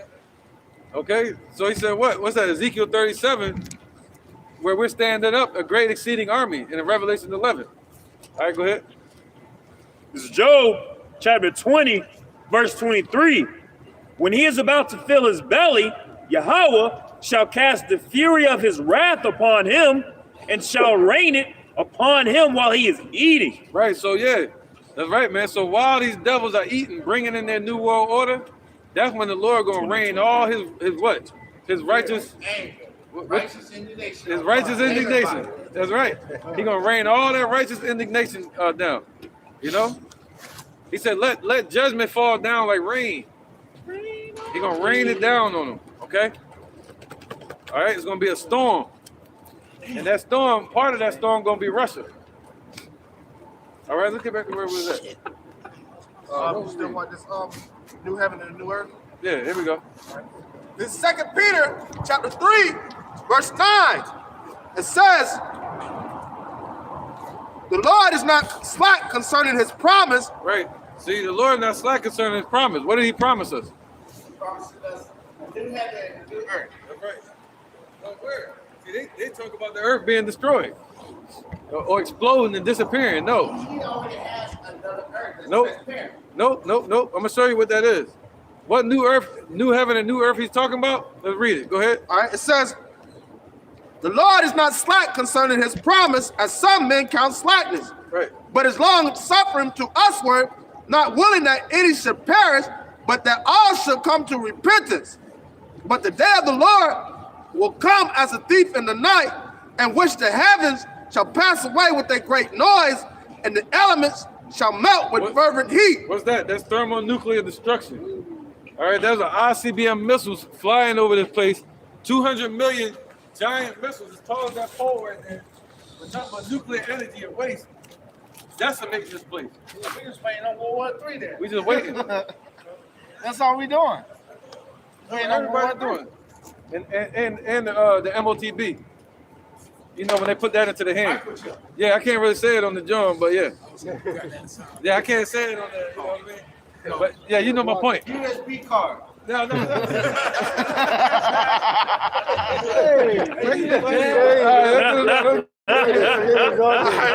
Second Peter 3:10. But the devil, the Lord, will come as a thief in the night, in which the heavens shall pass away with a great noise, and the elements shall melt with fervent heat. The earth also and the works that are therein shall be burnt up. Everything gonna be burned up, man. Just like Sodom and Gomorrah. It was all ashes. You can pick it up like ash, man. All this. Go ahead. Seeing then that all these things shall be dissolved, what manner of persons ought ye to be in all holy conversation and godliness? So if you know that everything gonna be burned up, we basically sitting in the desert talking inside of a damn mirage, because this place gonna be burned up. We'll have no electronics. You ain't gonna have, well, we have them in the kingdom, but it's gonna be righteous. You feel me? It's gonna be righteous. We ain't gonna need batteries. We're gonna be able to control electronics. You know what I mean? I was gonna say that, but we'll be the energy. Come on. You know what I mean? Go ahead. Verse 12, looking for and hastening unto the coming of the day of Yahweh B'Shem Yahushai, wherein the heavens being on fire shall be dissolved, and the elements shall melt with fervent heat. Right, so we're looking for it and hastening to it. So we can't just look for it and just sit here waiting. What we gotta do? We gotta go out and reach our people and do the work. What would Yahushua be doing if he was here? He wouldn't just be waiting. He was moving. He was traveling, teaching the Lord's will, right? Teaching his word. That's what we gotta do. That's what you gotta do. In addition, All right, we men. You know what I mean? If you got testicles, you're supposed to what? Testify. We're set up to testify. You get me? All right? So that's why you're here. You called to be a warrior. You called to be a soldier for the Lord. If something was to happen to us, you would have to be the one to stand up and do his work. See that? If somebody came up here right now and gunned us down and you witnessed it, you would be stuck with the job just like Paul was during the time of Stephen. All right, when they killed Stephen and they threw his garment down in front of Paul. Remember that? And Paul picked up where Stephen left off, man. Okay? Go ahead, brother. Verse 13, nevertheless, according to his promise, look for new heavens and a new earth, wherein dwelleth righteousness. Whoa, what? A new heaven and a new earth, what? Wherein dwelleth righteousness. See, wherein dwelleth righteousness. This is nothing but wickedness here right now. See, that's what we're looking for. We're looking for a new heaven and a new earth wherein dwelleth righteousness. You see that? So the Lord gonna bring that righteousness to this earth. And that doesn't mean like no, you good, you good. That doesn't mean like a new physical heaven and earth, but a new system, a new setup upon earth. Right. So the regular earth is gonna be here because you can't destroy anything that the Most High created. Right. Yep. What's that? Revelations like 19 or something? Or Coming down from heaven, yeah. New Jerusalem. Revelations 21. 21, close. I think. 22. No, not 22. Last one. Real quick, this needs real fast. This is Revelation 21. chapter 21, verse 1. And I saw a new heaven and a new earth. Right, we got the haters creeping up.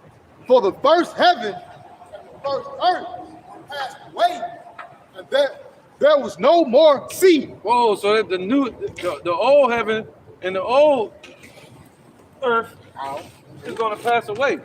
See, all of this is waxing old. Their rulership of earth is passing away. You see it? This place is done. You know what I mean? Look at the dollar. You know, look at their economy. Like you were saying, it's gonna crash. You got a bird behind you. Precept. That's not a bird. You got a sparrow. You listening? You got a He's sparrow. listening. You sitting down there, you were listening. It's Revelations 18 and 19. Yeah, we're gonna go back to that too. Well, 20. Rejoice over her, thou heaven, and ye holy apostles and prophets, for Yahweh have avenged you on her. Right. So the Lord is gonna avenge us on who? On her. Who's the her? She's like up a little further to say Babylon. God. Wait, I think In this verse 18, this Revelations 18 and this say great city. Okay, cool. And 18, and cried when they saw the smoke of her burning, saying, what city is like unto this great city? That's right, man. God. And that her is referred to is that whore. That's referred to in the scriptures. They'll go to verse 2. Verse 2. And he cried mightily with a strong voice, saying, Babylon the great is fallen, is become the habitation of devils, and the hold of every foul spirit, and the cage of every unclean and hateful bird. Right, so when he talk about destroying her, the whore, is talking about this place, America, Babylon. All right, what does the word Babylon mean? It means what? Confusion. There's nothing but confusion here, man. That's why they call it Babylon. That's why they call it Babylon. They even got a new program coming out called Babylon. You want to nerd?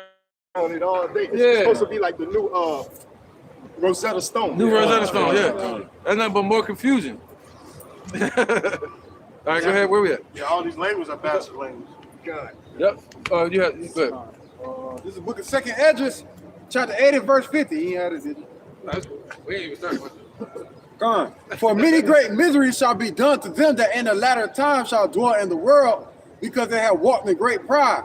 But understand thou for thyself, and seek out the glory for such as be like thee. For unto you is paradise open, and the tree of life is planted. The time to come is prepared. Plenteousness is made ready. A city is builded, and rest is allowed. There you go. So rest is going to be allowed. See, this is not our rest.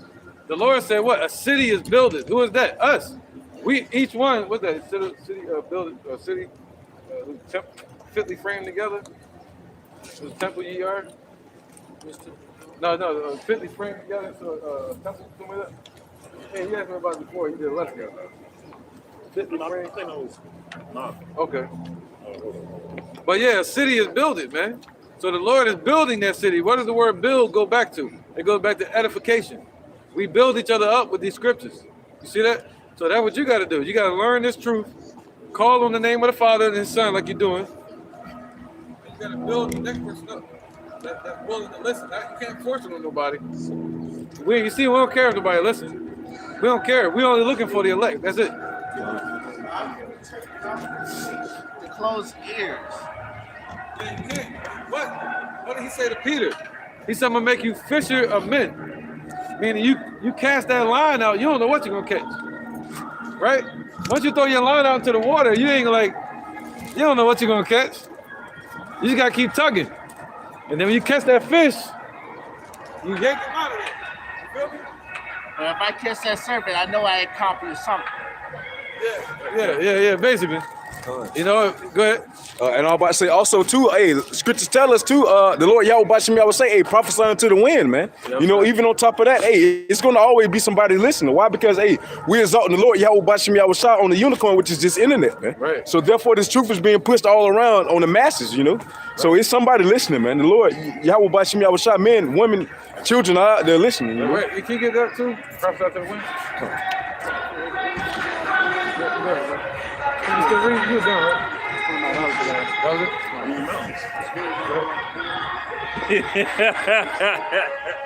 That mountain, see? That's a gospel song. Open the mountain. Move the mountains. Rule the mountains. This how you remove the mountains, man. This is how you remove the governments out of the way. Remove Esau out of the way. The destroying mountain, Esau, and the Babylon, America. This is how you move that mountain, through faith. That's right, man. That's right, brothers, through faith, man. Precept. Come on, want you more? You got one too, right? I'm gonna let him go first. Let him go first, do you? Go ahead. This is 1 John chapter 4 and verse 1. Beloved, believe not every spirit, but try the spirit what they are of God. Because there are many false prophets are going out into the world. Right, so you got it now. You The next person you see teaching this Bible, you got to try them according to the Bible. You got to get you a KJV. A KJV Bible? 16 to 11. Yeah, you got to go buy it. Take the effort and take your time to get one. This is what I used to do back in the day. I used to go to the churches. I'll find a church, right? And I say, hey man, I'm trying to join your church. Can I get a Bible? And they'd give me one, and I'd be like, peace. Thank you kindly. Thank you for the donation. I'll do better with it than you. So that's what I used to do. So there's always a way to get a Bible, man. You feel me? I always believed that. I believed there was no excuse. You know, I go to the library, hey, I take one out of there and use it. You get me? You not take it, but you know, use the library card. Well, some don't even let you get a Bible unless you join a program. No, try it sometime if you need one, or just get one. I think it costs like $35 online. Mm-hmm. You know what I mean? Get your KJV, and now you got your sword. So you like a warrior walking around without a sword. I got a sword. It's just in a barren place that I can't get to. If we went to war right now, and you showed up saying that, I know. I get my arm cut up, but I still make it up. Though. Yeah, you like, yo, where you gun at? Man, it's at the house. Yeah, about that, man. So you feel me? So now you know though. Now I know. That's right, brother. Ephesians chapter 2, start at verse. Oh, right. He said, try the spirits, right? That's right, because many false prophets are going out to deceive many. So you got to try everybody. You got to try the spirit by the spirit. If they up there teaching, you say, hey, show me the Lord image in there, what he looks like. Well, he don't have it. He don't look like it. He looks tan. Nobody knows the image of the Lord. Well, I heard these brothers out here reading the image of the Lord. You know, what's supposed to happen next? Nothing. The Lord gonna come down and hand out flowers to everybody. He's taking everybody up. Well, show me in the scripture. They ain't gonna do it. All right, come on. Ephesians chapter 2, verse 19. Right. Now therefore, ye are no more strangers and foreigners, but fellow citizens with the saints. Right. So once you get in this truth, you become a fellow citizen of the kingdom. You see that? So you can't have a city without citizens. So now, what you say? Now you are fellow citizens once you believe in Yahushua and you fully come back to the truth. Other than that, you're just using the name in vain. You know what I mean? Go ahead. But fellow citizens with the saints and of the house of power. See, and of the house of the Lord. All right, so that you become a fellow citizen in the temple of the Lord. All right, in New Jerusalem, New Jerusalem, that's going to be coming down from the heavens. Come on. And are built upon the foundations of the apostles and prophets, Yahushua Mashiach himself being the chief cornerstone. Right, so now, when we say build up, that's why we say edify. You know, we're not building with plaster or tar or brick. We're building with this word. And we're building, we're not just building like the churches say, they're building houses of wickedness. They're building harlot houses. They're building with untempered mortar. Foolishness. See, us, we building on what? The truth, righteousness. That's built upon the foundations of who? Yahushua and Peter. All right, Peter. That's who Yahushua started with. And we're building upon that same foundation, just like Paul. All right? No other way. You go to these churches, they're not Joel Osteen, T.D. Jakes. Come on, man. They rich as hell. They got us. They got our people. You know what I mean? They got the money from them. 82 trillion. Yeah, and they're lying. They're lying. They're not reading the scriptures correctly. We out here, we're not financially rich, but we spiritually rich. You see that? I'm spiritually rich. I can feel it within my bones. Come on with it, brother. That's right. That's all we need. We don't need all the money. All right, what that Revelation 2 and 9? Let's get it. 3 stuff. Yep. You got it? What? Let me keep trying it first. Let me keep trying it. See how sincere he is. Go ahead, brother. You ready? Go ahead. Revelation 2 and 9? You got it. Yeah. Oh, somebody wants to bring it up? It don't matter. All right. This Revelation chapter 2, verse 9. I know thy works and tribulation and poverty, but thou art rich. So the Lord said he knows our works and our tribulation that Esau putting on us and our poverty, but we really the rich ones. We really Jacob. You see that? That's riches. That's some riches right there. Okay? So the Lord gave us wisdom. And the scriptures say wisdom is better than what? Any choice ruby or any type of riches you could ever have. See that? So he gave us wisdom. Go ahead. This is Matthew 6:19. Lay not up your lay not up for yourselves treasures upon earth. Come on with it. Where moth and rust doth corrupt, and where thieves break through and steal. Right. So they got all these, look at Floyd Mayweather. Look at all these people, man. They got billions and billions of dollars. Kanye West just said he's not a billionaire, he's a 10 billionaire. He had to correct that person that was interviewing him the other day. He said, yeah, ain't you worth $1 billion? He said, 10 billion. Well, what happened when the dollar crashes? That 10 billion gonna get cut down. It's called devaluation of the dollar done by these people, the thieves. You see that? It's gonna grow rust, and with thieves can break through and corrupt it at any time. So there's not real riches, man. The dollar is what? Fake money. It's funny money. All right? Go ahead, Doc. This is Wisdom of Solomon, chapter 3, verse 9. They that put their trust in him shall understand the truth. Look at it. And such as being faithful in love shall abide with him, for grace and mercy is to his saints, and he have care for his elect. Woo. So grace and mercy is to his saints, not to the world. His saints, his chosen people. That's right. He said he ain't died for the whole world. Like they try to read in John 3:16 all the time. He ain't died for the whole world. That word world right there is cosmos. Like when you taste the stars, like the Big Dipper, right? The Lord made that. If you take that and he brought it together, what's that called? The cosmos. You see that? So what happened when he bring us together? What's that called? Cosmos. How do you say that in English? World. So who did he die for? The cosmos.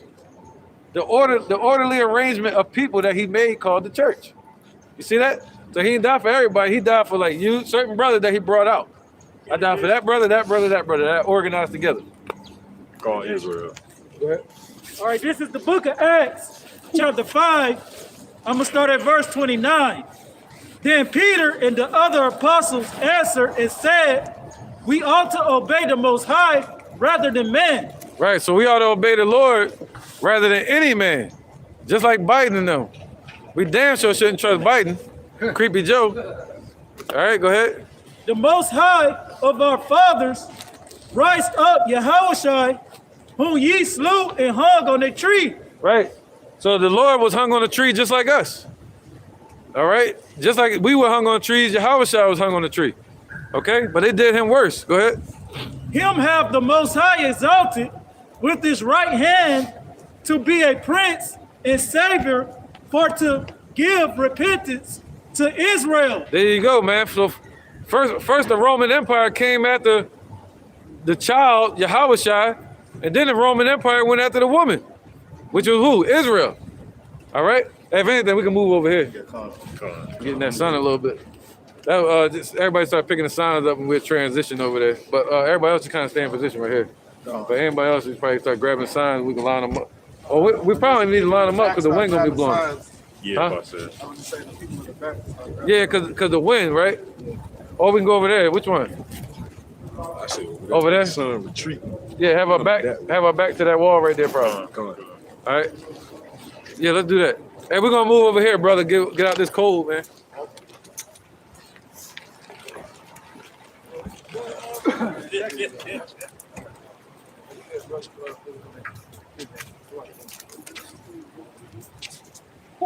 Much better.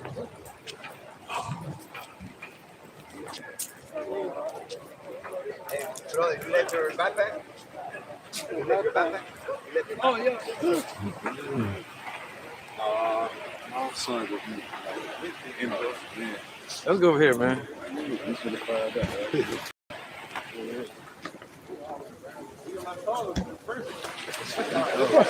is my third time seeing you. Every time I see you, I have a life-changing event. It's always something good. That's cool, bro. I bet y'all back over there on Vine Creek. On Vine Creek? Yeah. They got on purpose? Yes. Oh, no, they the wrong guy. No one. That's why I said try them next time. Ask them the Lord's name. They don't say hey Jesus. Yeah, they will. They was, right? The true name of the Lord is Yahushua.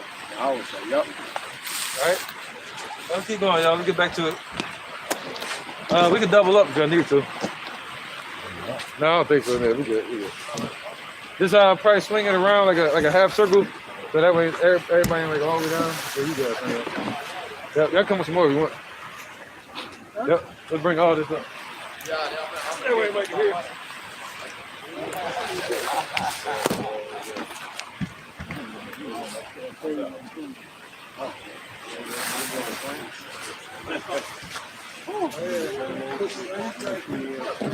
Oh, yeah. Hey, what's up, man? What y'all got going on? I ain't seen y'all since 1993. It's been a long time. It's like y'all done grew, too. Yeah, you still working on it? Yeah, I still work down. That's cool, man. That's good to see you, though, bro. Yeah, same here, brother. Yeah, we still around, man. That's right. What's up? All right, where we at? Yeah, it's doing nice. I got a point on that we was hung on trees like y'all show. This is John, chapter 15, and verse 16. Ye have not chosen me, but I have chosen you and ordained you that you should go and bring forth fruit, and that your fruit should remain. That whatsoever you should ask of the Father in my name, he may give it to you. So God has an elect that he chose. He didn't come down for everybody. He came down for people that he chose. He ordained them and made them prophets. And they're out here teaching right now for the end times. All the prophets of old are back. And we're asking for this kingdom to get brought down so we can enter into his kingdom. And he's going to give it to his elect because they're asking for it. That's it. Right, brother. All right, where we at? Somebody got something? Somebody got that? I got one. All right, come on. That's that. I'm going to get back to the left. It's Jeremiah 51 and 58. It says, thus saith the Lord of hosts, the broad walls of Babylon shall be utterly broken, and her high gates shall be burnt with fire, and the people shall labor in vain, and the folk in the fire, and they shall be weary. So it says what? It says the Lord of hosts is going to bring down what? The walls of Babylon, all right? These high walls is going to be brought down low by Yahweh Shem Yahushua. Fine, it says it's going to be burnt with fire. Yeah, that way you get more precepts, yeah. Tell him to come down too. No, tell him I'm on too. I'm on too. Yeah, that's more than this side with the precepts. Yeah, there you go. Let's get it, yeah. My bad. Where was that? Revelation 11. We go back to Revelation 11. All right, start at one. Oh, no, it's all you good. Revelation 11. Let's go back to 1 again. This is Revelation chapter 11, verse 1. This is, and there was given me a reed like unto a rod. Right, and there you go. That's the scriptures. Go ahead. And the angel stood saying, rise and measure the temple of God and the altar and them that worship therein. Right, so we just read that earlier. He said, what? Whose temple ye are? That word loud. It said, whose temple ye are. All right? So rise and measure the temple. And you know, that's right. What did he say next? He said the temple leave out, right? Verse 2. Right, because remember that Edomite that was up here? Go ahead. Verse 2. But the court which is without the temple leave out. There you go. So yeah, we ain't measuring them. We sent to the lost sheep of the house of Israel. Y'all off. Yeah, if you choose to. I think so. Go ahead. It says, but the court which is without the temple leave out, and measure it not. For it is given unto the Gentiles, and the holy city shall tread under foot 42 months. There you go, my bad.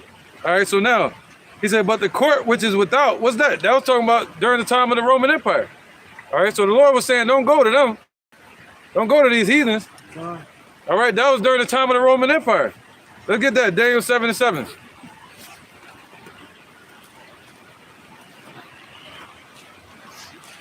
All right. This is Daniel, chapter 7, verse 7. We're going to read that one again, that verse, the last verse. It says, after this I saw in the night vision and beheld a fourth beast, dreadful and terrible. Right, so that's right. So he saw the prophecies of the fourth beast, dreadful and terrible. All right, go ahead. What he said, abomination and desolation that maketh desolate, standing in the holy place. Matthew. The one in Daniel. Oh, okay. Think of Daniel 9. All right, no, you good. You good. You good. Yeah. Go on, bro. Keep going with it. All right, I'm gonna start back. Daniel 7:7. It says, and after this I saw in the night visions, and behold, a fourth beast dreadful and terrible and strong exceedingly, and it had great iron teeth. It devoured and brake in pieces and stamped the residue with the feet of it, and it was diverse from all the beasts that were before it. Right, so this Roman Empire, they stamped us we stamped out the residue with the feet of it. All right, go back to Revelation 11 again. We're gonna bounce back and forth real quick. This is Revelation chapter 11, verse 2. But the court which is without the temple leave out, and measure it not, for it is given unto the Gentiles. Right, to the nations. Go ahead. And the holy city shall they tread underfoot 40 and 2 months. Right, there you go. 40 and 2 months. Go ahead. So that'd be what? 42 months. That'd be almost 3.5 years. All right. How long was it? It'd be like 4 years. All right. So how long was it? What was that? 66 AD, 67, 69, 70 AD. All right. Go ahead. Verse 3. So they tread the holy city. Who's the holy city? Let's get that. Revelation 21. Who's the holy city? Let's find out. So they tread us underfoot, for all them years. It was called the Jewish-Roman Wars. Verse 1. Revelation chapter 21, verse 1. And I saw a new heaven and a new earth, for the first heaven and the first earth were passed away, and there was no more sea. And I, John, saw the holy city, New Jerusalem, coming down from Yahweh out of heaven, prepared as a bride adorned for her husband. Right, so who's the holy city? That's Jerusalem. And what's Yerushalayim? The city of peace. All right? And that's Israelites. Go ahead, brother. It's the book of Jeremiah, chapter 6, verse 2. I have likened the daughter of Zion to a comely and delicate woman. There you go, man. So the Lord has likened us unto that woman. All right? What was that? Dealing with Revelation 21, right? Okay. Yeah, you speak on it real quick, because I missed it. Revelation chapter 21. Yeah, to her husband. Adorned for her husband, right? All right, so we're that bride that's being adorned, meaning covered, for our husbandman Yahushua. Okay? That's why the brother read that the Lord has likened us to a comely and delicate woman. Okay? All right, where we at? But we're that delicate woman that became the whore. So now the Lord's cleaning us up. I don't know where we was at. I read verse 2 in Revelation. We was on the holy city. Yeah, it was Daniel 7:7. That Revelation 2? Revelation 2. Whoever got it, Revelation 11 and 2. This is Revelation chapter 11, verse 2. But the court which is without the temple leave out, and measure it not, for it is given unto the Gentiles, and the holy city shall they tread under foot 40 and 2 months. Right, go ahead. And I will give power unto my 2 witnesses. Right, so what's the 2 witnesses? Let's get that real quick. Keep going. Jeremiah 11 and 16. And they shall prophesy 1,260 days, clothed in sackcloth. Right, so what's that 1,203 square, right? That what it said? That's basically the same thing as the 40 and 2 months. The same thing. All right, basically what? 4 years, 3 years, give or take a few years. All right, so now let's slow it down a little bit. Let's deal with I will give power to my 2 witnesses. All right, so who the 2 witnesses? The northern and the southern kingdom, all right, of Israel. These people here. These are 2 witnesses on the earth. All right. When you hear about the two witnesses, it's not talking about Elijah and Moses. You know, they teach us in church, or they taught us in church. When it says the two witnesses, it's talking about the northern and the southern kingdom of Israel. Okay? So let's get on that real quick. Jeremiah 11:16. All right, this is Jeremiah 11:16. Right. It says, the Lord called by thy name a green olive tree. There you go. So, fair and of goodly fruit. With the noise of a great tumult, he hath kindled fire upon it, and the branches of it are broken. that's right, man. That's right. So yeah, the Lord has called us a green olive tree. What's that? The wild olive tree in Romans? Yep, the wild olive tree.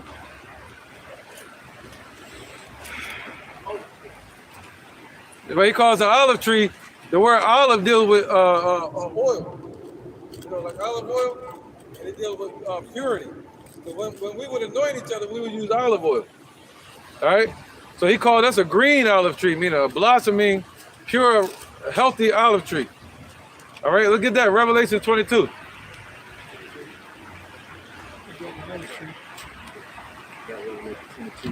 All right.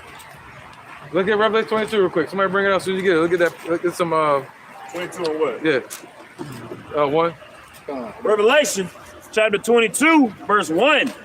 And he showed me a pure river of water of life, clear as crystal, proceeding out of the throne of Yahweh and of the Lamb. So this pure river of life represents the spirit of truth. It represents wisdom. And it's flowing like oil from the Father to his Son, Yahushua. We on Revelation 22. Hey, this is a race.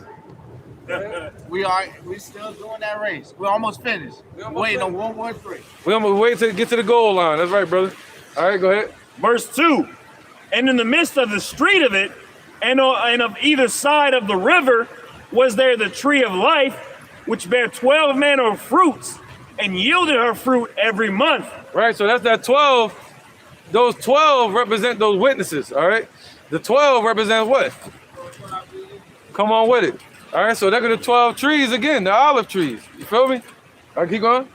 And so we supposed to yield our fruit every month. So that means in season and out of season. All right? You're supposed to bear fruit. All right, go ahead. And the leaves of the tree were for the healing of the nations. Right, those nations that it's talking about are Israelites. Not these nations. That's for the healing of our people. Yeah. We the ones that messed up. We the one that need the healing. All right? Because the Lord said he called our name a green olive tree. So how did we become a degenerate plant to him? You got it? I got the Romans. Yeah, get the one. All right. This is Romans chapter 11, verse 22. Behold, therefore, the goodness of severity of Yahweh on them which fell servantly, but towards thee goodness, if thou continue in his goodness, otherwise thou shalt be cut off. And they also, if they abide not still in unbelief, shall be grafted in, for Yahweh is able to graft them in again. For if thou were cut off of the olive tree, which is wild by nature, and were grafted contrary to nature into a good olive tree, how much more shall these which be natural branches be grafted into their own olive tree? All right, so, all right, if they were children of Israel before, but our forefathers were being wicked, right, and they were cut out of that same tree, now they can be grafted into that same tree again, becoming Israelites again. See, what's that? Without Yahushua in the world? Ephesians. Right, so we became strangers. But now, through Yahushua, we become what? Sons of God again. See that? All right, so we're no longer broken off branches. You got it. You got it? Go ahead. It's Ephesians chapter 2, verse 11. Wherefore remember that ye being in past times Gentiles in the flesh. There you go. We're Gentiles in the flesh. He said according to nature. According to what? The laws. All right, in the spirit, we always on the left hand, on the right hand side, and the heathens are always on the left hand side. But on the earth, you got 2/3 of our people operating on the left hand side. All right, but so according to nature, upon this earth, our people move to the left. Go ahead.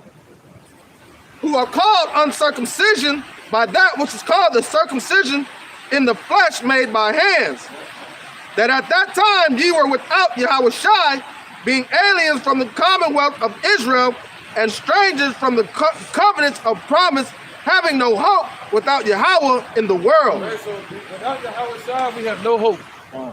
You know, without Yahushai, we were strangers from the commonwealth of Israel. We didn't know how to be Israelites. So you can say you're keeping the laws perfectly all you want, but you're still a stranger to the Lord, to the Father, unless you go through Yahushua. All right, and all these people are teaching nothing but strange doctrine. Oh yeah, especially how you want to say. Go ahead, brother. It's the book of Jeremiah, chapter 2, verse 21. Yet I have planted thee a noble vine, holy and right seed. How then art thou turned into a degenerate plant of a strange vine unto me? Right, so the Lord called us a pure green olive tree. Right, but he said, how have you turned into a degenerate plant? We became wild by nature. You know, became like these heathen nations. But now we're being grafted back in to that same olive tree. You can't take an apple and graft it into an orange tree, but you can take a green apple and graft it into a red apple tree, because they're both from the apple family. So you can take an Israelite, though we may look like the other nations that might have been scattered amongst the Edomites or the Chinese, and but they're Israelite like us, but they look like them. They, you know, but they can still be grafted into that tree, being Israelites. All right, where we at? Go ahead, brother.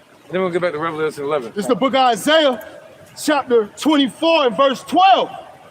And the city is left desolation, and the gate is smitten with destruction. Yep. When thus it shall be in the midst of the land among the people, there shall be as the shaking of an olive tree. Damn. And as the gleaning grapes when the vintage is done. Damn. And that's just speaking on the sif. There you go. You know, it's always going to be a continual sif of Yahweh B'Shem Yahushai, all right, in his ministry, in his house, all right? Starting with Israel first, man, you know? And after everything, after the vintage of the Lord is done, the only thing that's going to stand is those gleaning grapes, man, the cluster of the grapes, the elect. That's right, bro. That's right. Huh? Woo! That was fire. He said going to be as a shaking of an olive tree, right? Right? He said that was fire. That's what's up. All right, where we at? Let's go back to this. Yep. Start at verse. Start back at 2. Yep. This is Revelations 11 and 2. But the court which is without the temple, leave out and measure it not, for it is given unto the Gentiles, and the holy city shall they tread underfoot 42 months. Right. So what is that? We just read that in Daniel 7 and 7, huh? About 3.5 years, yeah. But really like 4 years. But then it said what? They were going to tread us underfoot. That's what the Roman Empire did to us. All right? That's what the Lord was telling them. The mystery of iniquity was already at work. They was already kicking our ass. You know, setting up religions to go against us, setting up their paganism, setting up their racism. It started in the Roman Empire. All right? Setting up their attacks on us. The sword, 70 AD. Titus and Vespasian. The abomination that maketh desolate. All right? So, let's get that though. 2nd Ezra 11 and 37. All the way to 46, whoever want to read it. 2nd Ezra 11 and 37, man.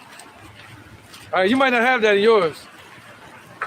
You got to get an apocrypha. Yeah, it's a whole nother topic, man. Whole nother topic. It's 2nd Ezra, chapter 11, verse 37. And I beheld, and lo, as it were a roaring lion chased out of the wood. Right, so who is that? Who's that roaring lion?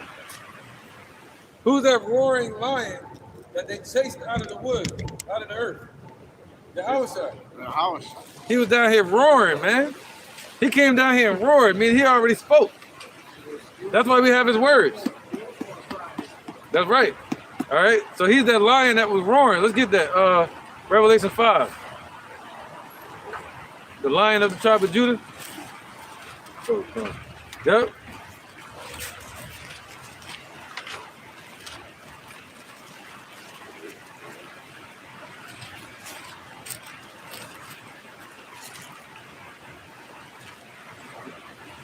All right, this is Revelations chapter 5. You want me to just start from the top or get to the point? Start from top. All right, this is the book of Revelations chapter 5, verse 1. And I saw in the right hand of him that sat on the throne. All right, so who's sitting on the throne? The Most High. All right, Yahweh. He's sitting on the throne. We can show you what he looks like too, according to the scriptures, if you want to know. We can show you. We can read it to you what the Most High looks like. Okay, go ahead. A book written within and on the backside, sealed with 7 seals. Right. So what's that? That represents the prophecies. All right, prophecies. The word prophesy means to say before. All right, we wouldn't know everything that we warned you about, except for Yahweh Shai had told us. All right. And if Yahweh Shai didn't go up on the right hand of the Father and show these things to people like John the Revelator on the Isle of Patmos, all right, around 95 AD, if he didn't show this to him, we would never know anything about the MOTB. All right? Or USB. Or World War III. Go ahead. And I saw a strong angel proclaiming with a loud voice, who is worthy to open the book. Right, so who is worthy on this earth to open that book? Nobody but Yahweh Shai. He's the one that was down here roaring on the earth. And he was roaring so much that they had to kill him. You feel me? He didn't shut up for nobody. Go ahead. And to loose the seals thereof.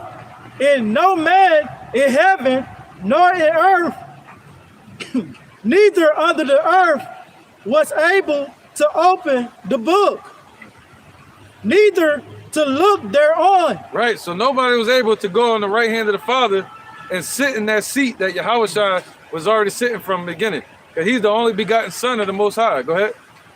And I wept much because no man was found worthy to open. Right, so he was weeping because no man was found worthy, man. All right, if no man was found worthy, then that means we would have been here for the judgment and the Lord would have destroyed all of us and just started over. All right, so that's why he was weeping. Okay, go ahead. And to read the book. But the Most High loved us so much that he gave his only begotten Son for us, man. Him and Yahweh Shai, they love us. Go ahead. Neither to look thereon. And one of the elders said unto me, weep not. Behold, the Lion of the tribe of Judah, the root of David, has prevailed to open the book. Right, so he had the Lion of the tribe of Judah. Who is that? All right, talking about Yahweh Shai. Okay, he's the lion. All right, so he's the Lion of the tribe of Judah, the so-called Negroes. That's right, brother.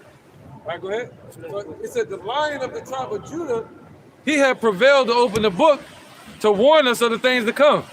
I think that's it on that, right? Go ahead. And to loose the 7 seals thereof. Right, so he was able to loose the 7 seals and to tell us of the things which must surely come to pass. Precept.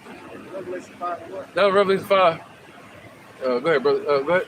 I need to get back to this lion again. Come on, this 1 Corinthians 4:14. It says, I write not these things to shame you, but as my beloved sons, I warn you. All right. You know, just speaking on the elder, you know, these things were beforehand to warn us, man, of the upcoming events that's to come, you know. So therefore, if those things wouldn't happen in the past, we wouldn't be here to where we're at today, all right, preparing the others for the battle, you know. And if you think about it, go all the way back to Genesis, if I'm not mistaken, when they sealed up the way to the tree of life, and you know, and then Daniel sealed up the prophecies, and all those seals were broken when Yahweh Shai was crucified, and he took that body back up to the heavens. And he was the one that was worthy to loose those seals, so like the elders say, so we would be able to have salvation. Because if we didn't, we would all be doomed for destruction because we wouldn't have no deliverance. So that's how he was set up to be the All right, this is you want back in 2nd Ezra 11?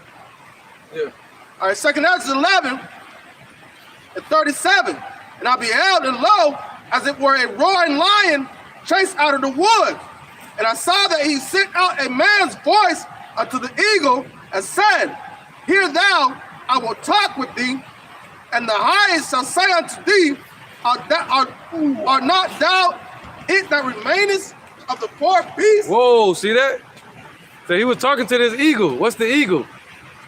The Roman Empire.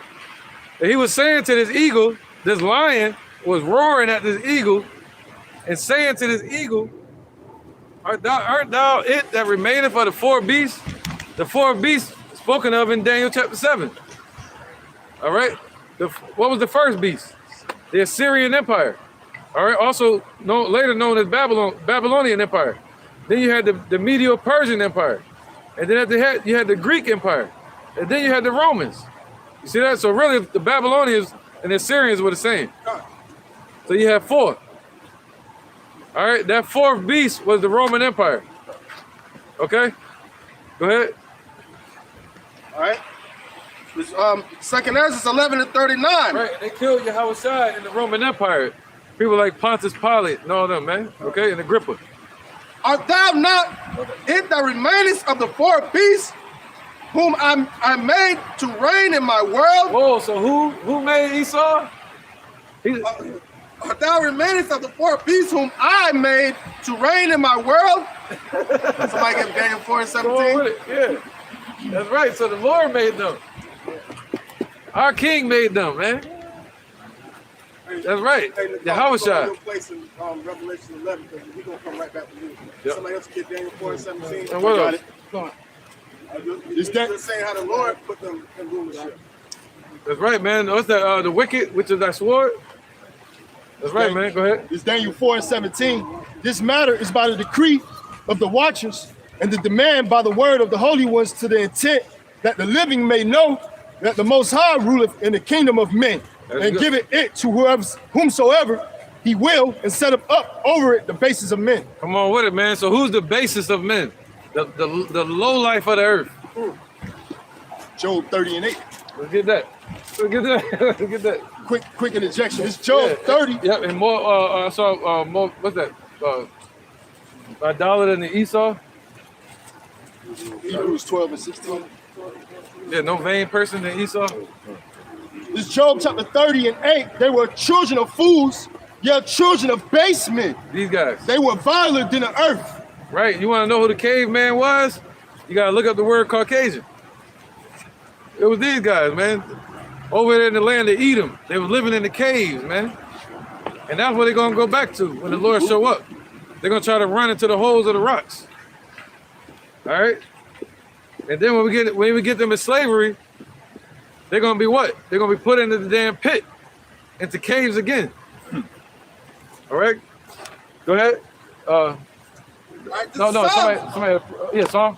Yeah, go ahead. It's Psalms chapter 16, verse 13. Arise, O Yahweh, by Shem Yahushai. Disappoint him, cast him down. Deliver my soul from the wicked, which is thy sword. But we asking the Lord today to deliver us from the wicked, which is the Lord's sword. All right. And what did he say in that 2nd Ezra 11? He said, aren't thou he that have left of the 4th beast that I made to reign in my world? So the Lord made them, man. Ooh, it's his world. He's just a squirrel. They say this is a man's world. That man is talking about Yahushua. Go ahead, brother. Verse 14. From men which are thy hand, O Lord, from men of the world which have their portion in this life, and whose belly thou fillest with thy hid treasure. Wow, man. So the Lord filled their belly. All the riches they got, all the corruption that's and the stealing, robbing, stealing, and killing they've done, the Lord gave that to them. Allowed them to do that. But what did he say he's gonna do? What's that? With Job, what he say gonna make them vomit it up? They shall vomit it up. That's right. So he the one that gave them the riches, and now he's gonna take it. He's gonna snatch the kingdom out of their hand. That's right. Yahushua gonna rip them from their rulership. But first he's gonna bring down their power. He gonna knock them down to a level to where we can kick their ass. This is Job chapter 20, verse 15. Right, he gonna bring them down to the level of worms, just like us. It says, he has swallowed down riches, and he shall vomit them up again. Yahweh Bashem Yahushai shall cast them out of his belly. Woo! So the same one that gave him the food, gonna give him that punch to the stomach. Have him hurl all them riches back up. All right? All the riches that they've hidden, the gold, the silver, the land, they're gonna give us all that. They've called the world after their name. They got Rothschild Street, America, Amerigo Vespucci, Africa, Scipio Africanus. You see that? All these different names of these streets, they got them named after them. Jacksonville. Jacksonville. You get what I'm saying? So, yep, look at this real quick. Then you read it up. It's the book of 2 Thessalonians, chapter 2 and verse 3. Let no man deceive you by any means, for that day shall not come, except there come a falling away first, and that man of sin be revealed, the son of perdition. And that's speaking on the times of 70 AD. Right, yep. So, 70 AD, the son of perdition, and then now they're being revealed in these times. God. Yep. Who opposeth and exalted himself above all that is called God, or that is worship. Yep. So that he as God sitteth in the temple of God, showing himself that he is God. There you go, man. They're doing that over there. All right, being the fake Jews. God. And you know, that goes into Revelation 2 and 9 again. All right? So they're showing themselves to be God, showing themselves to be the power. How are they doing that? Something called television. Telling you a vision, showing you a vision. Putting images all over the place. Yeah, you see movies, you see them as God. You see paintings on the wall, you see them as God. You know, they put this image up, right here. 2 Corinthians. They always put that image up. You see that? Precept. All right, go ahead, bro. This is 2 Maccabees, chapter 3, verse 48. Hold on, select. That's what we got. Go ahead, bro. The second Ezra, chapter 16, verse 21. Behold, the victuals shall be so good cheap upon earth that they shall think themselves to be in good case. And even then shall evils grow upon earth, sword, famine, and great confusion. That's it. And who's spreading that confusion? Esau's spreading that confusion because that's what they were set up to do. You know? They had everybody going with all these stimuluses and everything like that, and everybody thinking it's gonna be all good. And that's what they were doing, setting them up for their own destruction. Yep. Putting them back to sleep, pacifying the people. You got a whole bunch of stimuluses, and what came right after the stimuluses? Mandates. Inflation mandate, rent and bills going up. Yeah, that's right, man. Yeah, we can't say certain words on here. Go ahead, brother. Bring it down real quick. 2 Corinthians chapter 2 and verse 11. Lest Satan should get an advantage of us, for we are not ignorant of his devices. Speaking on the propaganda, all right, that the elder was speaking on how Esau portray whatever he want to portray on his media, on his newspaper, all right? He don't allow truth to get out. You know, once truth do get out, it gets blackballed or you know, put on the back burner. Shadow ban. Yeah, shadow ban. Deemed this conspiracy. Huh? Say deemed this conspiracy. Yeah. Yep. They call you conspiracy theorists. All right. So let's keep rocking, man. Let's stay in the spirit, man. Where was that? 2nd Ezra chapter 11. All right, let's finish that one a little bit more. All right. 2nd Ezra chapter 11, verse 40. And the fourth came and overcame all the beasts that were past and had power over the world with great fearfulness and over the whole compass of the earth. Right, the whole compass, north, east, west, and south, hemisphere. All right, the whole compass, meaning the four corners of the hemisphere, meaning the earth is a sphere and not flat. All right, you gotta know that too. You gotta know the earth is not flat. That's right, brother. The earth is a sphere. There you go. Because it is bulged by the water. That's why the heavens was created by water first. That's right. Everything is created by water first. Let's get Sirach chapter 1 real quick. Just one. All right. Let's start from the verse. Not the prologue, but the number 1. You know what I mean? Sirach verse 1. This is Sirach chapter 1, verse 1. All wisdom cometh from the Lord and is with him forever. Yeah, keep going. Where you at? Verse 1. Verse 2. Yeah, keep going. Verse 2. Who can number the sand of the sea? Right. Who can count the sand of the sea? Yep. Esau can't even do that. They got machines. They can't even do it. Go ahead. Who can number the sand of the sea and the drops of rain? Right. Who can count a drop of rain? The Lord. Right. There you go. We ain't talking about the candy man.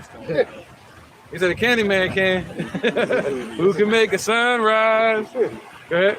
This is who can number the sand of the sea and the drops of rain and the days of eternity. Wow, the days of eternity. Go ahead.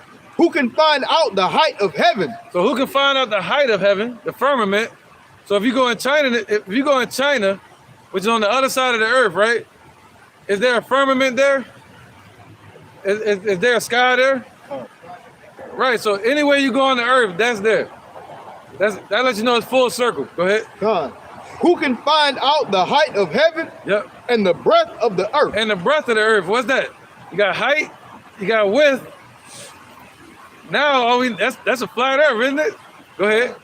And the breadth of the earth and the deep. Oh, and it got depth to it. So you got height, width, and depth. That's a sphere. That's a whole sphere, man. Around Earth. That's right, man. Just like the moon, just like the sun. You know. Go ahead. Oh, that was it. And wisdom. That was it. All right, and wisdom, right? Go ahead. All right, let's get back to where we was at. Oh, yeah, second to 11. Second Esdras 11 and 40. And the fourth came and overcame all the beasts that were past and had power over the world with great fearfulness over the whole compass of the earth. Yeah, that's what they want to do. They want to start fear in everybody. That's all they focus on, fear. Fear mongering. Go ahead. With much wicked oppression, and so long time dwelt upon the earth with deceit. Right, so long time. Well, they say it's going to be loose just a little season. All right? The serpent is going to be loose a little season to draw these nations into war. And after that, they're going to be chained up again. Okay, go ahead. It says, for the earth thou hast not judged with truth, but thou hast afflicted the meek, thou hast hurt the peaceable. Right, so Esau is not judged in truth, man. They judged in wickedness. But the Lord, Yahweh Shai, he's going to judge in righteousness, man. Okay, go ahead. But thou hast afflicted the meek.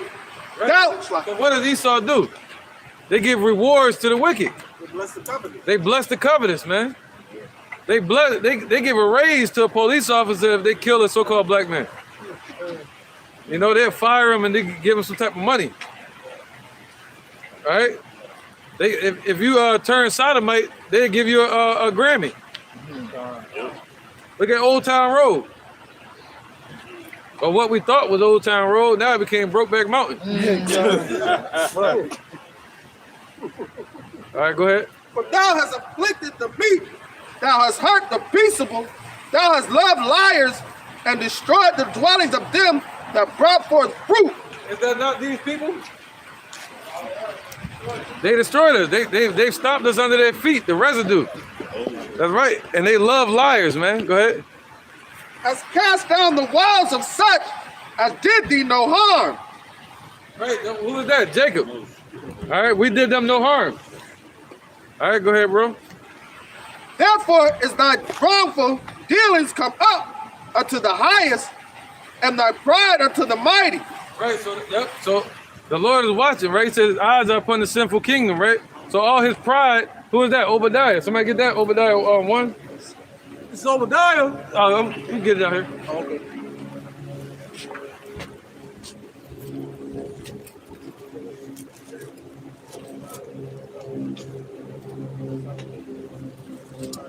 Right. He said pride is reached unto the heaven. Go ahead, bro. All right, this is the book of Obadiah, chapter 1, verse 3. The pride in thy heart hath deceived thee, thou that dwellest in the clefts of the rock, whose habitation is high, that saith in his heart, who shall bring me down to the ground? Right, so this man Esau, man, Edom, they're the caveman, all right? So their heart is lifted up, but they really lowlifes. You get me? So he said their pride has reached unto the heavens. Go ahead, any more on that? Verse 4. Though thou exalt thyself as the eagle. Oh, look at that eagle again. As we were just speaking, what's the symbol on the back of the dollar? The eagle. What's the symbol for the Roman Empire? The eagle. What's the symbol for America? The eagle. And the Greeks. That's right.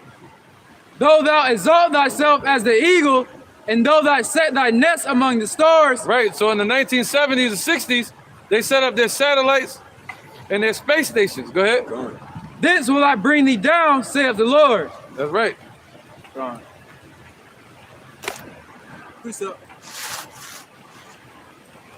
right, man. Go ahead. This is James chapter 5 and 4. It says, behold, the hire of the laborers which have reaped down your fields, which is of you kept back by fraud, crieth, and the cries of them which have reaped are entered into the ears of the Lord. Of Sabaoth. Of Sabaoth. That's right. So our cries, man, when you cry out, they enter into the ears of the Lord of Sabaoth. Our cries enter into the ears of the Lord of armies. That's right, brother. Where was that? Second 11. All right, this is Second Ezra, chapter 11, verse 42. For thou hast afflicted the meek, thou hast hurt the peaceable, thou hast loved liars, and destroyed the dwellings of them that brought forth fruit, and cast down the walls of such as did thee no harm. Right, man. Therefore is thy wrongful dealings come up unto the highest, and thy pride unto the mighty. The highest also have looked upon the proud times, and behold, they are ended, and his abominations are fulfilled. There you go. So their proud times are ending. That's right. That's right. The abomination. What's that? The abomination that maketh desolate. So their time is ended. All right. And that the time of the Gentiles should be fulfilled. So their time is over. The Lord said he appointed their bounds that they cannot pass.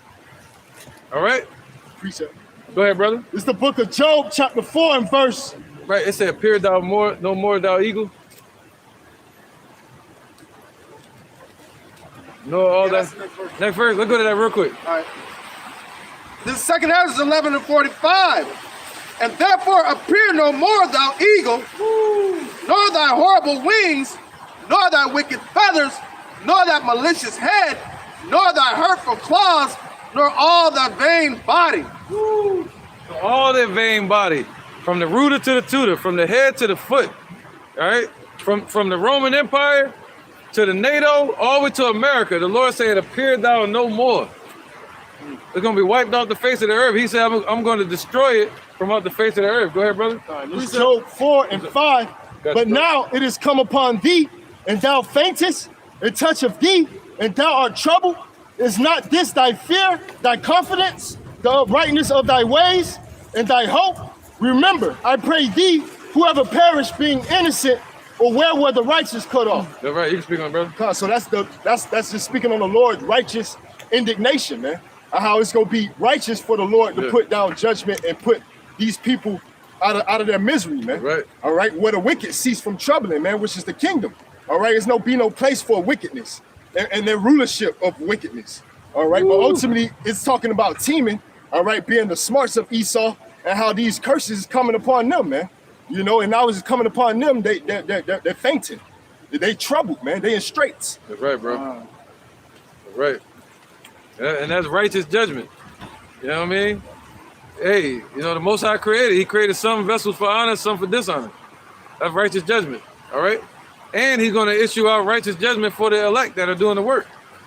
You know, the reward is with Yahushua. All right, Revelation 11.